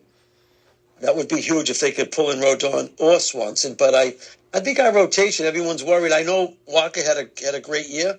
I hate to lose him. Evaldi's been a guy. I admired him a lot from day one. Yeah, he's been a big piece of that Red Sox rotation now. He's been a saving grace for them when everyone's been out. With Chris Sale out for so long and always have injuries besides him, he's been great. But again, we're not going to overpay for anybody. I don't know what they've offered. I know they offered arbitration to Evaldi, but it was, like 1 year at like 19. He's not going to take that. He's looking for a multi-year deal, and he can probably make like 25 a year, I mean, he's still a top of the rotation guy. Definitely. I'd agree with you that. But that's the thing. So the Red Sox obviously now address the bullpen needs. They still have to probably get another starter if they're not going to get Evaldi back. And if they're not going to get Walker back, still have to get another 4th or 5th starter. Obviously, Brian Bayo will be in the mix as well, just like Garrett Whitlock will be in the mix, and Houck. It seems like Houck and Whitlock are supposed to be both of those guys being in the rotation, it seems like. It's good, yeah. I mean, if we know how good they can pitch. I mean, Whitlock was a stud for most of the year till he got hurt. And Houck has amazing stuff. I love Houck. I think Houck, I said at one point, which might be a little bit off, but at one point I said he could be a Cy Young winner one day with the stuff he has. Maybe that's a little bit of a stretch. The curveballs, it breaks a mile. Hey, he's good. I like him a lot. And so hopefully we'll see what happens there with the Red Sox. One last thing about the Sox, I'm going to ask you. What's their plan with Rafael Devers? How do you feel? Oh, I'm getting bad vibes. I see the writing on the wall of maybe a low ball offer. If I'm like Chaim Bloom, I'm looking at the market. He's a young guy, Devers. So he's probably going to be looking for 10 years at like 30 at least, right? I think that's a decent offer. He's not like Aaron Judge yet. He's not Mike Trout. That's the thing. That's what I said earlier. I said I love Rafael Devers. Don't get me wrong. But if you're going to pick between Bogaerts, Devers, and Betts, I would have went Betts. I think Betts is that guy, obviously a top 5 player in baseball. Devers isn't that yet, I don't think. Yeah, no. He's improved his fielding. He's certainly not a liability there. He's got a decent glove. He's got tremendous power, and his average is certainly it's high enough. But if he turns down like 30-something a year for 10 years, I'm not blaming the Red Sox for that. I think he's going to probably get 10 years, $325 million. That would probably be the highest the Sox go. But as of now, though, I mean, the last talks they had, at least one point before spring training, they offered him like, I think 20 a year. It was like 10 for 200 or something, which was nuts. Yeah, that low ball offer, same thing they did with Xander Bogaerts. That's just a low ball offer. You're hoping they take a hometown discount, but you can't expect these players today to do that. So someone's going to offer him some major money. But I think you're right. Maybe like $32 million a year for 10 years. That's a good offer for a young guy like him. Definitely. I'd agree with you. And one last thing about the Sox, we didn't mention Rich Hill, obviously still a free agent. He wouldn't be bad to have back in the rotation either. I know me and you both are big fans of him. He's an innings eater. I mean, he's got a great curveball. I think, what did he win, like about 8 games last year? Yeah, and he pitched very well his last four. Last four Yeah, starts, he right. played I mean, very he was well. striking guys out with that sweeping curveball. So I hope the Red Sox, re-sign him. I think he's got a little left in the tank. I mean, his fastball is probably about, 85, 86, 87? I mean, Yeah.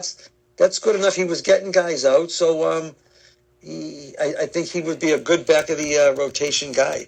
I agree with you there. I'm going to give you some of his stats. His last 5 games for the Red Sox this past season, 2-1 record, 30 strikeouts to 7 walks, with 7 earned runs in 26 2/3 innings pitched, with a 2.36 ERA. His last 2 games are the best 2 games of the year from a 2-game stretch. 2-0 record with 15 strikeouts to 2 walks, with 8 hits allowed, 1 earned run in 12 innings pitched, .75 ERA, and a 71% strike percentage.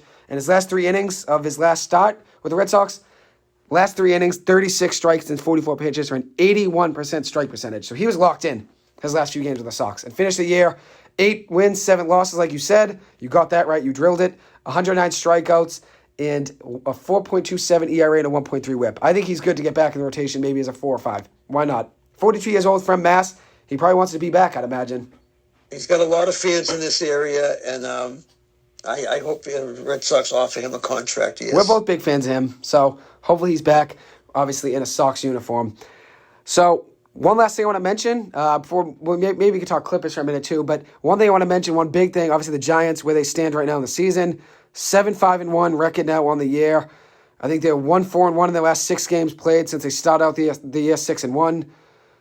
Obviously, things aren't going in the best direction, but I don't think it's really a Dable issue or a Joe Shane issue. I just think the team's injured. And also, I mean, at the end of the day, you're playing the Eagles and the Cowboys 2 of the last 3 weeks, and both those teams are very good. Oh, yeah, they're certainly in the toughest part of their schedule with the Eagles twice. But they have to beat the Washington Sunday night, Commanders, yeah. Have to beat them because have they won a divisional game yet? Nope. We are right now currently 0-2-1. Yeah, so that's like 2 losses because now you got to, if you end up in a tie with them, you're going to be still, the tiebreaker goes to them. So it's like 3 losses, yeah. It's like 0-3, you're right. 0-3-1 with the tie with them. So they really got to win Sunday. Daboll and Shane has taken a great first step. Very impressive. You're right. It's 0-3-1. You're right. That's what it is because we got the Commanders once and then the Eagles one more time. You're right. 0-3-1. Too many injuries. Jones does not have a lot of weapons, even though the guys that are playing are doing the job. Like that Richie James. 761 and a touchdown last week. Isaiah Hodgins, 4 catches, 38 yards and a touchdown. Touchdown. I mean, people don't even know who these people are. And it's nuts. Scoring some points. So, and I know they're going to be in the game against Washington. So they just got to find a way to not tie them and just beat them because I know they're as good as them at least. And Daniel Jones is getting hit all game. Got sacked 7 times. The Giants gave up 7 sacks. I think it was 4 to Daniel Jones, maybe 3 to Tyrod Taylor. But the Giants had 7 sacks allowed in that game. They got 4 sacks, so the pass rush was getting there at least a little bit. Kayvon Thibodeau and Azeez Ojulari, both of them had a pretty good game. Azeez Ojulari had a couple sacks. Zion Gilbert, cornerback, had a cornerback blitz, got a sack. Kayvon Thibodeau gets a lot of pressure, even though he didn't end the game with a sack. And then Ryder Anderson had his first sack of his career, I believe. But the Giants got a little bit of pressure on Jalen Hurts, but obviously not enough. I mean, they ended up losing that game no matter what. 48-22 is a big loss. But I don't think it's Daniel Jones' fault. Played pretty well. 18 to 27 passing, 169 yards and a touchdown. Added in 4 carries to 26 yards and a touchdown. One thing to worry about, though, is Saquon. 9 carries, 28 yards. 2 catches, 20 yards. Only 48 yards total from Saquon Barkley and 11 touches. Yeah, he hasn't been the same player the last 4 or 5 games. He started out, he was like a yardage. He led the league in yardage from scrimmage. He did. From yards from scrimmage, he did about the first 10 or 11 games. So now he's going the wrong way, but I think he can have a bounce back game this week. He's got to get him in the open spaces. He's got to get to the hole, and then he's explosive. This is what he's done his last 4 games. Now, his last good game was the game I was at against the Houston Texans. That was the Giants' last win, November 13th. And since then, they have lost 3 games and have had a tie. So the Giants are 0-3-1 since the last time I was at the game. So obviously a tough stretch of Giants since then. But the Giants, over the last 6 games now, right now, are 1-5-1. So, or 1-4-1, the Giants are. So obviously the Giants have to turn around. But part of the Saquon over the last 4 games has not played well. Totaled 53 carries over the last 4 games for 152 yards, which is 2.87 yards per carry. 2 rushing touchdowns, 13 catches of 64 yards at just 4.9 yards per reception, and two touchdowns overall. He didn't have receiving touchdowns. So his last 4 games played, 152 rushing yards, 64 receiving yards, and 2 touchdowns. I mean, you need him to be better than that. You would agree with that, right? Oh, he's your most explosive player. I mean, he can take it to the house anytime he touches the ball, whether it's a pass or a run. He's explosive. When he breaks that, first line of containment, he could take off. So that hasn't been there the last 4 weeks. So it's time, because we probably won't win if he doesn't have a more productive game. Definitely. And if you look at it, his last 4 games on rushing totals, 22 yards, 39 yards, 63 yards, 28 yards. You need it to be better than that. No, I know. That explains why we don't have the wins. The offensive line's been struggling. Glowinski's been struggling a little bit. Evan Neal got beat up a little bit last week. Andrew Thomas got beat up. There's just a lot of injuries, and at the end of the day, like you said, we don't really have many receivers or weapons, so when you go to the run game and you're just letting Saquon run the ball 100 times, that's all you have as an option. I mean, teams keen in on that. Yeah, they load in the box there, and then the holes aren't there. But they got to find a way to, avoid that. I mean, maybe get the ball to him in a screen pass. I don't see enough screens sometimes. Even a screen pass in the middle of the field. Teams don't expect that sometimes. And then regarding the defense, I like the fact that Martindale blitzes more than anybody. Yeah, he does a ton. He doesn't care at all. He just sends. He sends. And surprising, and they just got to get home a little more often. I mean, Heineke doesn't have explosive, Justin Fields or Jalen Hurts' getaway speed. But if the Giants can just get home in a few sacks, get in Taylor Heineke's head, I think we're better than them, and I think we can get the win down there in D.C. We tied them a few weeks ago now. It was a 20-20 game in overtime, tied them. Now Washington had a bye week, and now they're playing the Giants. So they haven't played anyone since that tie. Now they have a bye week, obviously, to get ready, and now they're coming in well rested. The Giants obviously coming off a tough loss to the Eagles, also losing tying Washington, lost to the Cowboys. The Giants last 3 games, all divisional games, find themselves 0-2-1. So tough stretch there for the Giants. If you look at it though, this is what the playoff picture looks like right now. The Giants are the 7th seed in the NFC since the Seattle Seahawks lost to the Carolina Panthers. Sam Darnold's old New York Jets quarterback helped us out there getting a win there over the Seattle Seahawks. But right now, Washington holds the tiebreaker over the Giants in the 6th seed since they've a better division record. But the Giants' last 4 games, Commanders, Vikings, Colts, Eagles, at Commanders, at Vikings, home versus the Colts, at Eagles. Washington's last 4 games, at home versus the Giants, at the San Francisco 49ers, home versus the Browns, home versus the Cowboys. So you got to think they'll probably beat the Browns maybe, and then you got to think they'll probably lose to the Niners and the Cowboys. So the Giants are going to need to win this week, get an edge over them. Yeah, that was the first time I saw Philadelphia all year, like a full game, and they don't have a lot of weaknesses. I mean, they rush the passer well. They score points better than anybody. One thing I did notice, I think you can throw on them, even though, despite Darius Slay and our old buddy James Bradbury. Yeah, the Giants threw the ball pretty well if Jones had time. But overall, Philadelphia is for real. I think Dallas is for real. So we have to beat up on Washington to get any tiebreaker back. And the Commanders got to go to San Francisco. They should lose there. They should lose to Dallas again. So I think hope is there for us to catch, past them and secure a better seed for the playoffs. Definitely. So we'll see what happens, obviously, there. And as I just broke down who's got what left, I'll tell you what the Seattle Seahawks have left. That's another team the Giants have to worry about. Currently, they're the 8 seeds, or just outside the playoffs, since only 7 make it. They play the 49ers at home, which is a tough game. Then they travel to Kansas City, another tough game. Then they play the Jets at home, and then the Rams at home. So the really only easy game there is the Rams at home, with the Jets being a tougher game. They could maybe win, but they shouldn't beat the Chiefs, and they shouldn't beat the Niners. So hopefully they lose those 2 there, and that would help the Giants, obviously. Yeah, I think we can sneak in. So we'll see what happens, obviously. And as for the Patriots, which we'll talk about them really quick before we get back into the Giants, the Patriots right now hold the playoff spot, the 7th seed in the AFC. After beating the Cardinals on Monday Night Football, they take the tiebreaker over the Chargers. The Patriots' last 4 games, at Raiders, home versus the Bengals, home versus the Dolphins, at the Bills. And then if you look at who the Patriots have to compete with, the Jets right now, the 9 seeds are two spots outside of that last playoff spot. The Jets have the Lions left, which is a tough game. The Lions are playing very well right now. 5-1 in their last 6 games, and their only loss was to the Buffalo Bills on Thanksgiving. They almost won that game. So the last 6 games, the Lions have looked great. They play the Jaguars at home, at Seahawks, at Dolphins. That's for the Jets. And the other team the Patriots have to worry about is the Chargers, which, I mean, that AFC West was supposed to be great this year. If you look at it, the Raiders are 5-8, the Broncos are 3-10, the Chargers are 7-6. The Chargers' last 4 games, home versus the Titans, at the Colts, home versus the Rams, at the Broncos. They're the 8th seed right now, just outside of that last playoff spot with the Patriots losing on a tiebreaker. How do you feel? Do you think the Patriots get in, or do you think it's the Chargers? The first thing I want to mention, I'm amazed that the AFC West was such a disappointment this year. When they signed Russell Wilson. Traded from and signed him, yeah. Right, Devontae Adams goes to the Raiders. Everyone expected this division just to be a shootout, and the only true good team there is Kansas City. As far as the Patriots go, I don't see them a playoff team, and I know that they're going to be underdogs probably against Miami, Buffalo. So I don't see them winning those 2 games, and I think they probably got to get to 10 wins.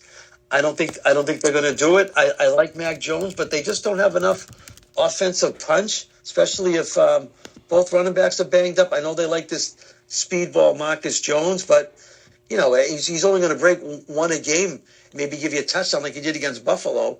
And Mac Jones is just he doesn't seem to have enough time sometimes. Yeah, Marcus Jones, a cornerback. Yeah, he had a touchdown against the Bills on that game. I remember that, the Thursday night game, which was odd. He looks lightning quick on both sides of the. So, yeah, he's good. No, they had him in there, and P.S. Strong, their running back, played pretty well in that Monday night game against Arizona. But you're right. Yeah, that AFC West was supposed to be great. And there's only one team that's good. It's the Chiefs. The Chargers are 7-6. Chiefs are 10-3. Raiders 5-8. Broncos 3-10 after giving up 2 first-round picks.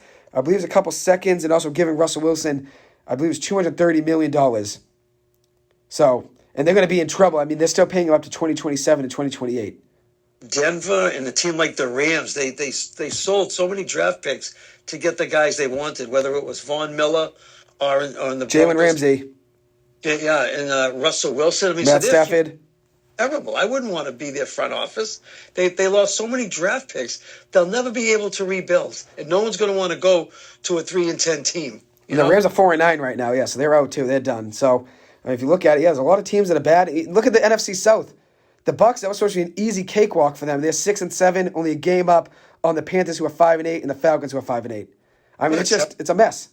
Terrible division. Someone's going to get in the playoffs because they're going to win the division and host have an 500 record and host the playoffs too. Host the first round of the wild card. But yeah, how do you feel about that division? Do you think the Bucs still end up pulling that out, or do you think the Panthers, who have won 2 in a row, turn it around? I think the Bucs, just because they got Brady, he knows how to win these games down the stretch. But I would love to see them host the Giants in a playoff game. I think our Giants could go in there and beat them. I agree. I think the Giants fully healthy. I think they're the better team. And then one other division, which I'm going to talk about really quick. NFC North, everyone was talking Vikings, Packers before the season. Right now, the Vikings 10-3, Lions 6-7, Packers 5-8. That's another big disappointment. There's just so many mediocre teams in the NFL that went into this year with high expectations. The Rams, they're not good this year. They're 4-9. The Packers are 5-8. The Bucs are 6-7. Then you look at the AFC West. The Broncos are 3-10. The Raiders are 5-8. The Chargers are 7-6. I mean, and the Colts are 4-8-1. That's so many teams that are having bad years that everyone went in with high expectations for. Yeah, we certainly were surprised with Aaron Rodgers kind of falling off the cliff. I mean, we know Devontae Adams left, but we still thought Aaron Rodgers. What did he win? The last 2 MVP awards? He did. 2 in a row. You're right. Lamar was 2019, and Rodgers 2020 and 2021. So he just fell off the map just like that, and Tom Brady looks like he's 45 now, but I know going into the year, Tampa Bay had lost a couple offensive linemen that people seem to forget. Somebody retired. Mopit retired, and then Ellie Mopit retired, and they lost Ryan Jensen, their center, and then also lost Tristan Wirfs for a little bit, their left tackle, to an injury as well, a right tackle. I saw that coming. I didn't see the Rams collapse like this, but once they lost Stafford and Cooper Kupp, I mean, forget it. They're going nowhere. But we like McVay. McVay's a good coach. Yeah, he's a great coach. That's not his fault. He won Super Bowl. I wish him luck, but again, they traded their future away to win this Super Bowl, so they're going to be lousy for a few years, I think. I agree with you there. So yeah, the Patriots, I mean, it's going to be between the Patriots and the Chargers, part of that last playoff spot. Patriots, Chargers, Since the Bengals, are 2 games up on both those teams, the Dolphins are a game up. You got to think the Dolphins will probably be the second wild card spot. The Bengals will probably be the first, if it's not the Ravens. One of those two, they'll be the first.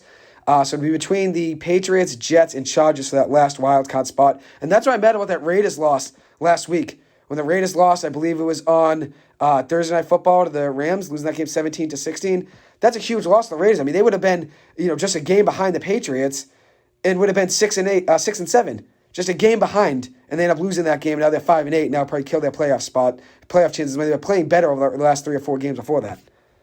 Yeah, I was surprised the Raiders this year. I thought, once they did get Devontae Adams, they picked up somebody else that was Chandler Jones. He was a sack leader maybe a couple of years ago. Yeah, he was still really good last year for the Cardinals. He's still good. He didn't do much for him this year, though. He's not doing anything for them. Big things from them. And now look, they won't even make 500 maybe. No, 5-8. So, another loss, they'll be under it for the year no matter what. So, if you had to give your 5 teams, your 5 Super Bowl power rankings, your 5 best teams in the NFL, because saying who's going to win the Super Bowl right now is tough. Who's your 5 best teams? I can go first if you want, or you can go first. It's up to you. My 5, not in any particular order. But okay, let's hear it. I go Kansas City, Buffalo, and Cincinnati for sure. I don't see anybody else coming out of the AFC but one of those 3 teams. Okay. And in the NFC, I could give you 3, Philadelphia, Dallas, and San Francisco. But hopefully, there could be a surprise. But I think those are the 6 strongest teams in the 2 conferences. What do you think? I'll go Chiefs number 1, which I'll give an order. I'll give a slight order because it's going to be tough to actually break it down fully. But I'll go Chiefs 1. I think they're the best team in all of football. Number 2, I'd probably go the Philadelphia Eagles right now. Just tough to say, but they've won 4 in a row. They're 12-1 on the year. Scored 386 points. It's just nuts. They're 6-1 at home, 6-0 on the road. 6 on the road's hard to do. I'll probably go Eagles 2, which is hard to do. They're having a really good year. Number 3, I know the Buffalo Bills, a lot of people probably have in there. I think the Dolphins, I would take over the Bills actually in a playoff game. I'm going to have the Dolphins at 3, maybe a wild take there. It's probably a hot take to a lot of people. I like the Dolphins over the Bills. At 4, I'd probably go the Dallas Cowboys. 5th, maybe the San Francisco 49ers, even though Brock Purdy's their starting quarterback. He's been playing very well for them. But I'm between 5th, I'm between them and the Bengals, really. And then the Bills maybe in that mix there too. But I think the Bills are good, but they've won 4 in a row now. But they had that one stretch there where Josh Allen was struggling. It made me worry a little bit. They've won 4 in a row, though, so I'm not taking anything away from them. But if I'm going who I think could win the Super Bowl, I think I like the Dolphins team a little more, personally. Yeah, I didn't mention them. I think they got a legitimate chance, but I was more surprised with Cincinnati. A lot of times when you lose the Super Bowl the next year, something's missing. But I think they've won a few games in a row. 5 in a row. They were 4-4, now they're 9-4. Yeah, 5 in a row. So they're getting hot at the right time. I think they're pretty healthy. Jamar Chase is back. T. Higgins is he still healthy? He's a little banged up, but he's having a good year. I think he might have missed a little bit of last game too, but he's good. So Joe Burrow's had a great year, which surprised me. So I love Burrow. Can take out anybody. I'd like to see Miami do well, but I'm going to take Cincinnati or Kansas City probably to come out of there if I narrow it down, and then 2 teams in the NFC, any one of those 3 I mentioned. But I think Philadelphia's for real, but San Francisco's defense might be the best unit over there. And like you said about Purdy, he played good enough to win. And if Debo should be healthy for the playoffs, Frisco could be a very tough out with that defense. Definitely. We just named the best teams that we think are best in the NFL. You know what it comes down to? Who's hottest right now? And if you look at it, the Bills have won 4 in a row. The Ravens have won 2 in a row. We didn't mention the Ravens. Ravens have won a couple in a row now. The Bengals have won 5 in a row. So longest win streaks in the NFL. Bengals 5 in a row. Bills 4 in a row. In the NFC, the Niners 6 in a row. Eagles and Cowboys 4 in a row. So it's impressive. The best teams get hot at the end of the year, and all 5 of those teams, 6 of those teams, are very hot right now. The Bengals 5 in a row is impressive. They were 4-4, now they're 9-4. Yeah, no, that's a good point, to be hot. It's about who's hot, right? That's what it's all about in the NFL. And the Bengals' last 4 games, at Bucks, at Patriots, versus the Bills at home, versus the Ravens. That's a tough 4 games there. But I think they can beat the Bucks this week, and then maybe beat the Patriots and the Bills and the Ravens. It might not mean anything to them anyways if they have the 5th seed in the AFC locked up as the first wild card. Who knows? But they're up 2 games. They're up 2 games, the wild card over the last spot. So they'll make it in the playoffs no matter what happens in the last 4 games. Yeah, no, it'll be a fun playoff run, that's for sure. Definitely. So we talked everything that, we obviously want to talk. Maybe talk Clippers for a second. Big win for the Clippers the other night over the Celtics, 20-point win. Celtics did recover last night against the Lakers. Almost collapsed, though. But what have you seen from that Celtics team? Obviously, they've been relying on the 3-point shot a lot, shooting 40% from the year, which is obviously impressive. But what's that missing piece for Celtics? Is it Robert Williams? You think that takes them to another level? They're already playing great. But when you have a downfall against the Lakers, you obviously miss a guy in the paint that can get you some boards and some big moments. What do you think is going to be that next step of the Celtics? Obviously, they had a great year. Only 7 losses on the year. They're having a great season. But do you think Robert Williams comes in and that's that big X factor which makes them be contender favorites over everyone without even any competition? What do you think is missing with that Celtics team? I think it's definitely Robert Williams because they seem to still get beaten on the glass too many times, too many second chance points. I think Anthony Davis, they couldn't last night in the down low, right? 37 points, yep. 8, he went up and he was towering over everybody. He's not going to do that against Robert Williams. I mean, the guy, he's a shot blocking machine. Dynamo. Yeah. Yeah, and that's the thing. I think the Celtics are relying on the 3-ball too much. I think it's a good thing the Celtics were cold from 3 over the last few games. You look at Jason Tatum, before last night, his last 2 games was 3 of 20 from 3. And I think it was 13 of 41 from the floor, which isn't good. I think the Celtics had to have a game that they got cold because at the end of the day, if they stay hot and they're shooting 40% 3 every night, they're just going to think they can just keep shooting 35, 43s a game. But I think at the end of the day, you need to find footing in the paint and try to work your way in the paint like they did last year. And that's obviously what helped the Celtics make a run, that they could actually dominate in the paint with Robert Williams, obviously Al Horford. I think that this is a good thing the Celtics got a little bit cold because now they have to find their identity in the paint. And once Robert Williams is back, that could be the difference. Yeah, I'm surprised, throughout the year that they've taken so many threes, and they were hitting most of them. They had a very high percentage. Sam Hauser. They're close to 50%, but like you said, if they go cold, they got to find another way to get points, like in the paint. You got to go to the back. Or you got to have a guy down low, maybe like a Robert Williams that can give you 10 or 12 points down low in the paint. Definitely. And Sam Hauser, that's your boy. He's been playing great. Shoots a lot of threes. Most of the time, but like when they struggled against Golden State, they weren't making their threes, and they lose by 20. Definitely. Some news that just came out in college football, which I didn't even mention. UCLA is announced that it will be joining the Big Ten officially. So ESPN just put that out. They approved. University of California approved their move to the Big Ten. So obviously college football is going to be a lot different in the next few years whenever that obviously comes to be. But you're right. I think the Celtics are missing Robert Williams. How do you feel about that move to the Big Ten? Is it going to kill the Pac-12? It's probably the first move of other teams that are going to probably want to jump conferences, just like it happened to the, in the Big East. They all started moving, what was it, the Big East to the ACC? Yep, Big East, ACC, Syracuse, BC obviously jumped. Pittsburgh jumped, Louisville. Then it was Pittsburgh, and the same thing could happen to the Pac-12, which is astounding. I mean, that's a great conference. Those West Coast games late at night on Saturday night, Washington State.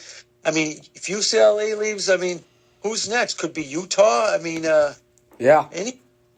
Big Ten is going to be huge. Oregon, and it'll be USC and UCLA probably jumping to the Big Ten, and then maybe Oregon jumps ship. Maybe Arizona jumps ship. Who knows? Some good teams over there football-wise. Washington's really good. I like their quarterback, Michael Penix, a lot. He'll be back for his senior year. I'm a big fan of him, which I told you about. Keep your eye on that conference because I see the same thing coming that happened to the Big East and the ACC, so. Definitely. I think that could happen to maybe to the ACC. If Clemson were to jump ship, and let's say Florida State, the ACC could go downhill because that's a lot of the money right there, that revenue right there, Florida State's history and how good Clemson's been as of late. If those two teams left, it'd be tough for those conferences to keep up. If, let's say, North Carolina left too, it'd be tough for that conference to keep up with the ACC. Yeah, the landscape changes pretty quickly in college football. Definitely. So one last thing we'll mention. Obviously, we talked everything, Red Sox football, everything, overall. But for the Giants, 4 games left. What do you think they have to do? Do you think they have to go 2-2 to make it in? Yeah, I think they can squeeze a 7 or 8 seed. Because once you get past the big 3, I know everyone's hot on the Lions. But they don't scare me. I know they beat my Giants. They still don't scare me. I think we can beat them when it comes to cold weather outdoors. I think if they can go 2-2 and secure 9, would it be 9 wins? I think they can get in 9-7-1, whatever it is. I think they're better than Indianapolis. I think they're better than Washington. So they should secure those 2 wins, and I think they're going to get in. I agree with you there. I think it'll be interesting, but I think 2 wins gets them in, and obviously Daniel Jones had a great year. And one last thing to mention about the Giants, Saquon Barkley, Daniel Jones, both free agents after this year. Where do you think the Giants go with those 2 guys?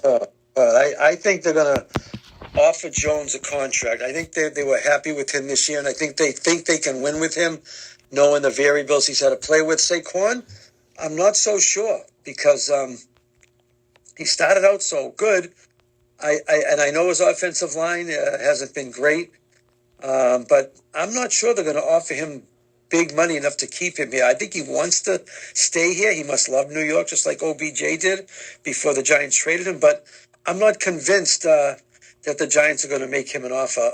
How about you? What do you think about those two? I think Daniel Jones will be back. I think he's been playing very well. I think they like what they've seen from him. I think for Saquon Barkley, though, I agree with you. I think they probably see a lot more holes in this team than a running back. I think they see too many holes, and they say Saquon Barkley, although he's a great player, probably doesn't solve all the issues that we need to fix. I think Saquon Barkley ultimately will be walking in free agency. That's my guess as of now.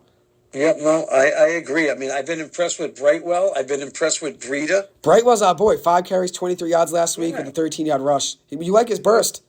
He exactly through the hole. He looks faster and quicker than Saquon does through the hole. I don't know about the open field, but he looks as fast as anybody, Brightwell. He does. He's a jet. He hits it pretty hard. I'm a big fan of him. I'm with you there. He looked great last week, and especially considering Saquon's not looking great, hitting the hole hard, you might as well give him some more carries. Maybe give him 8 to 10 this week.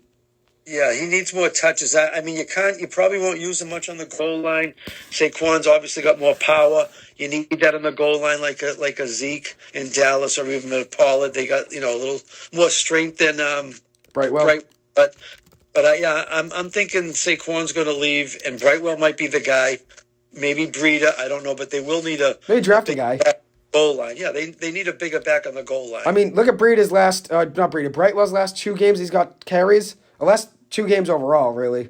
He did have 2 kick returns of 44 yards against Washington. Didn't get a carry in that game. But the last time he got a carry before this past week was Dallas, 5 for 31, which was good, with 2 catches of 18 yards. So that's 49 yards on 7 touches, which is pretty good. 7 per touch.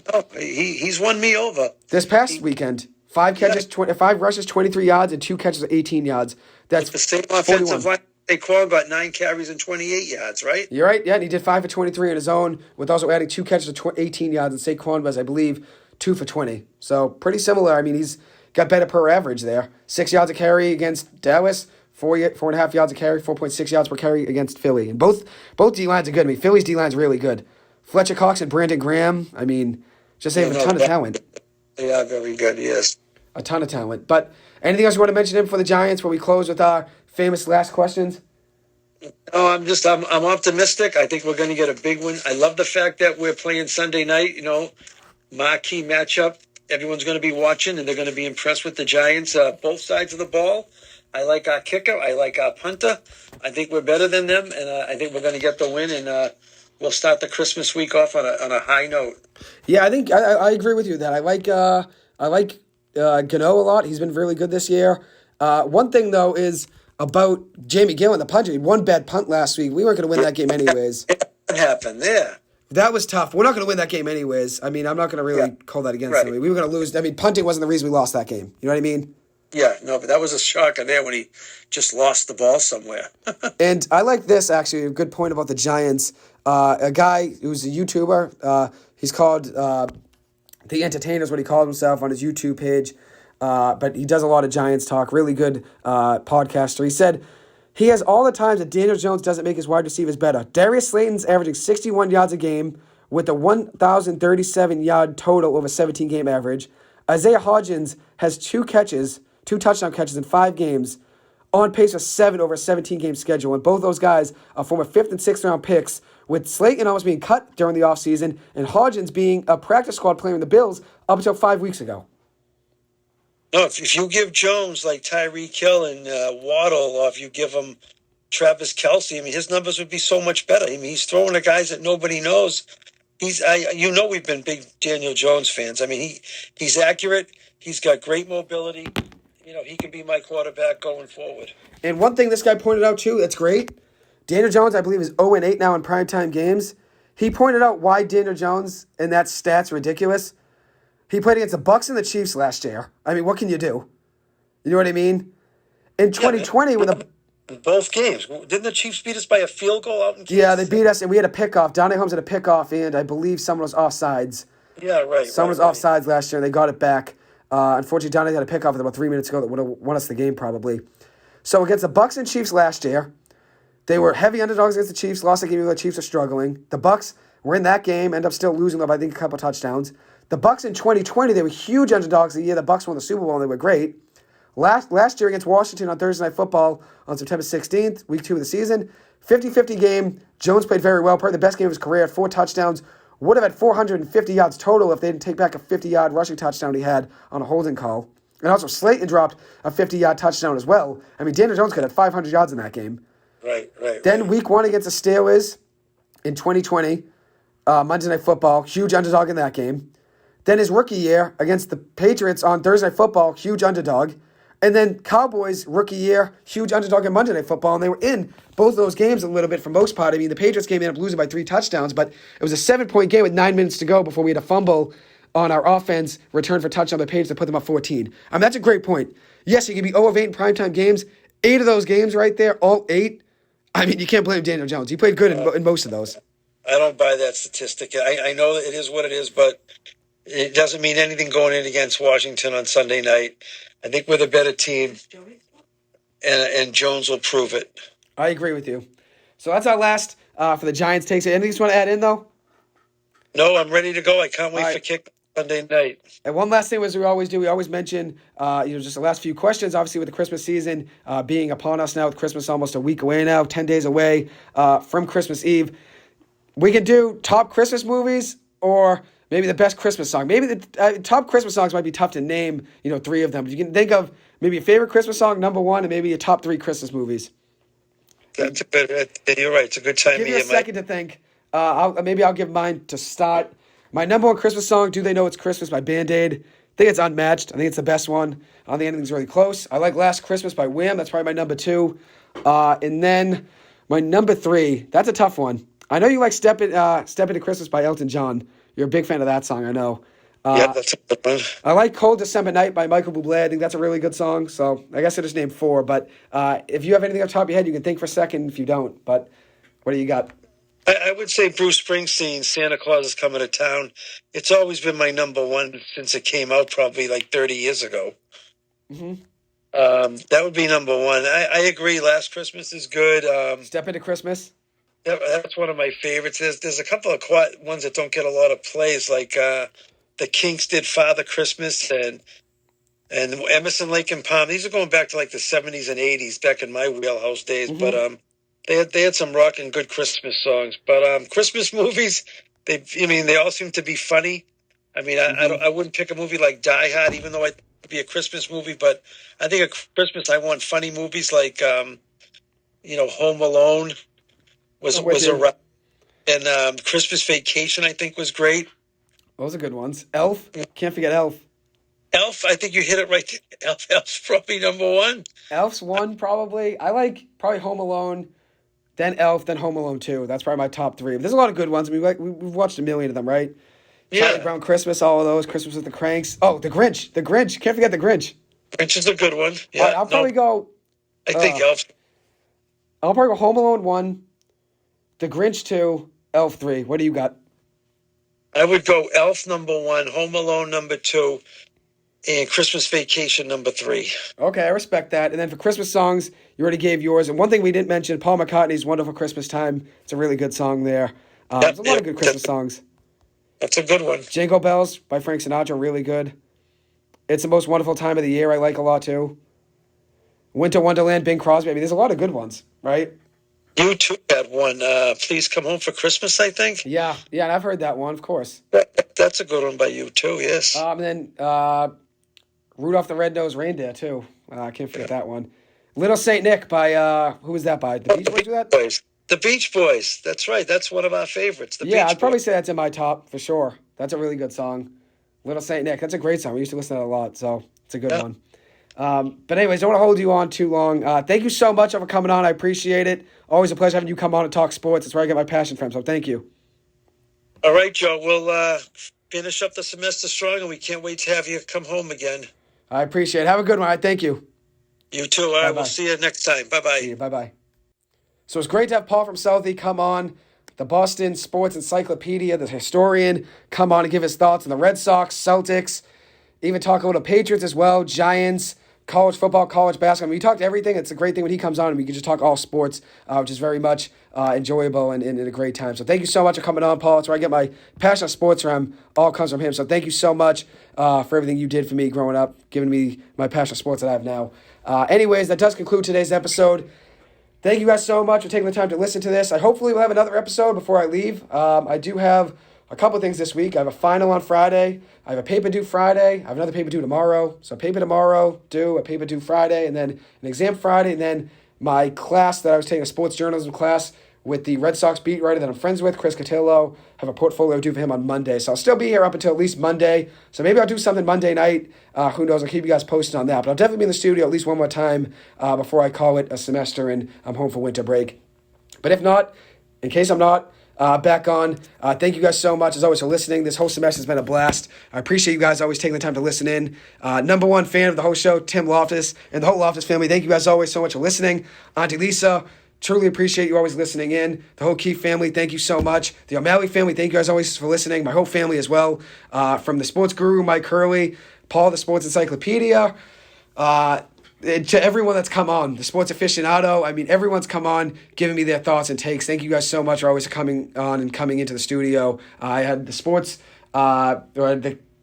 who was the King of Dorchester? That's James Hosey's nickname in the studio at one point. The legend, Mark Walston, and then also Cap Curley as well in the studio at one point as well. So the semester's been a blast. Hopefully I'll be in here one more time for the end of the semester. But if not, thank you guys so much for always listening in. It does mean a lot to me and I appreciate it. So just one more time, the O'Malley family, Auntie Lisa, the Keefe family, and the Loftus family, thank you guys so much for always listening in. It does mean a lot to me. And hopefully I'll be back on one more time for the semester's over. And thank you to all my family as well. You guys always taking the time to listen. Does mean the world to me. So thank you guys. If I'm not on again, Merry Christmas. Happy holidays, everyone. Hopefully everyone gets home safe and has a great Christmas time and holiday season with their family.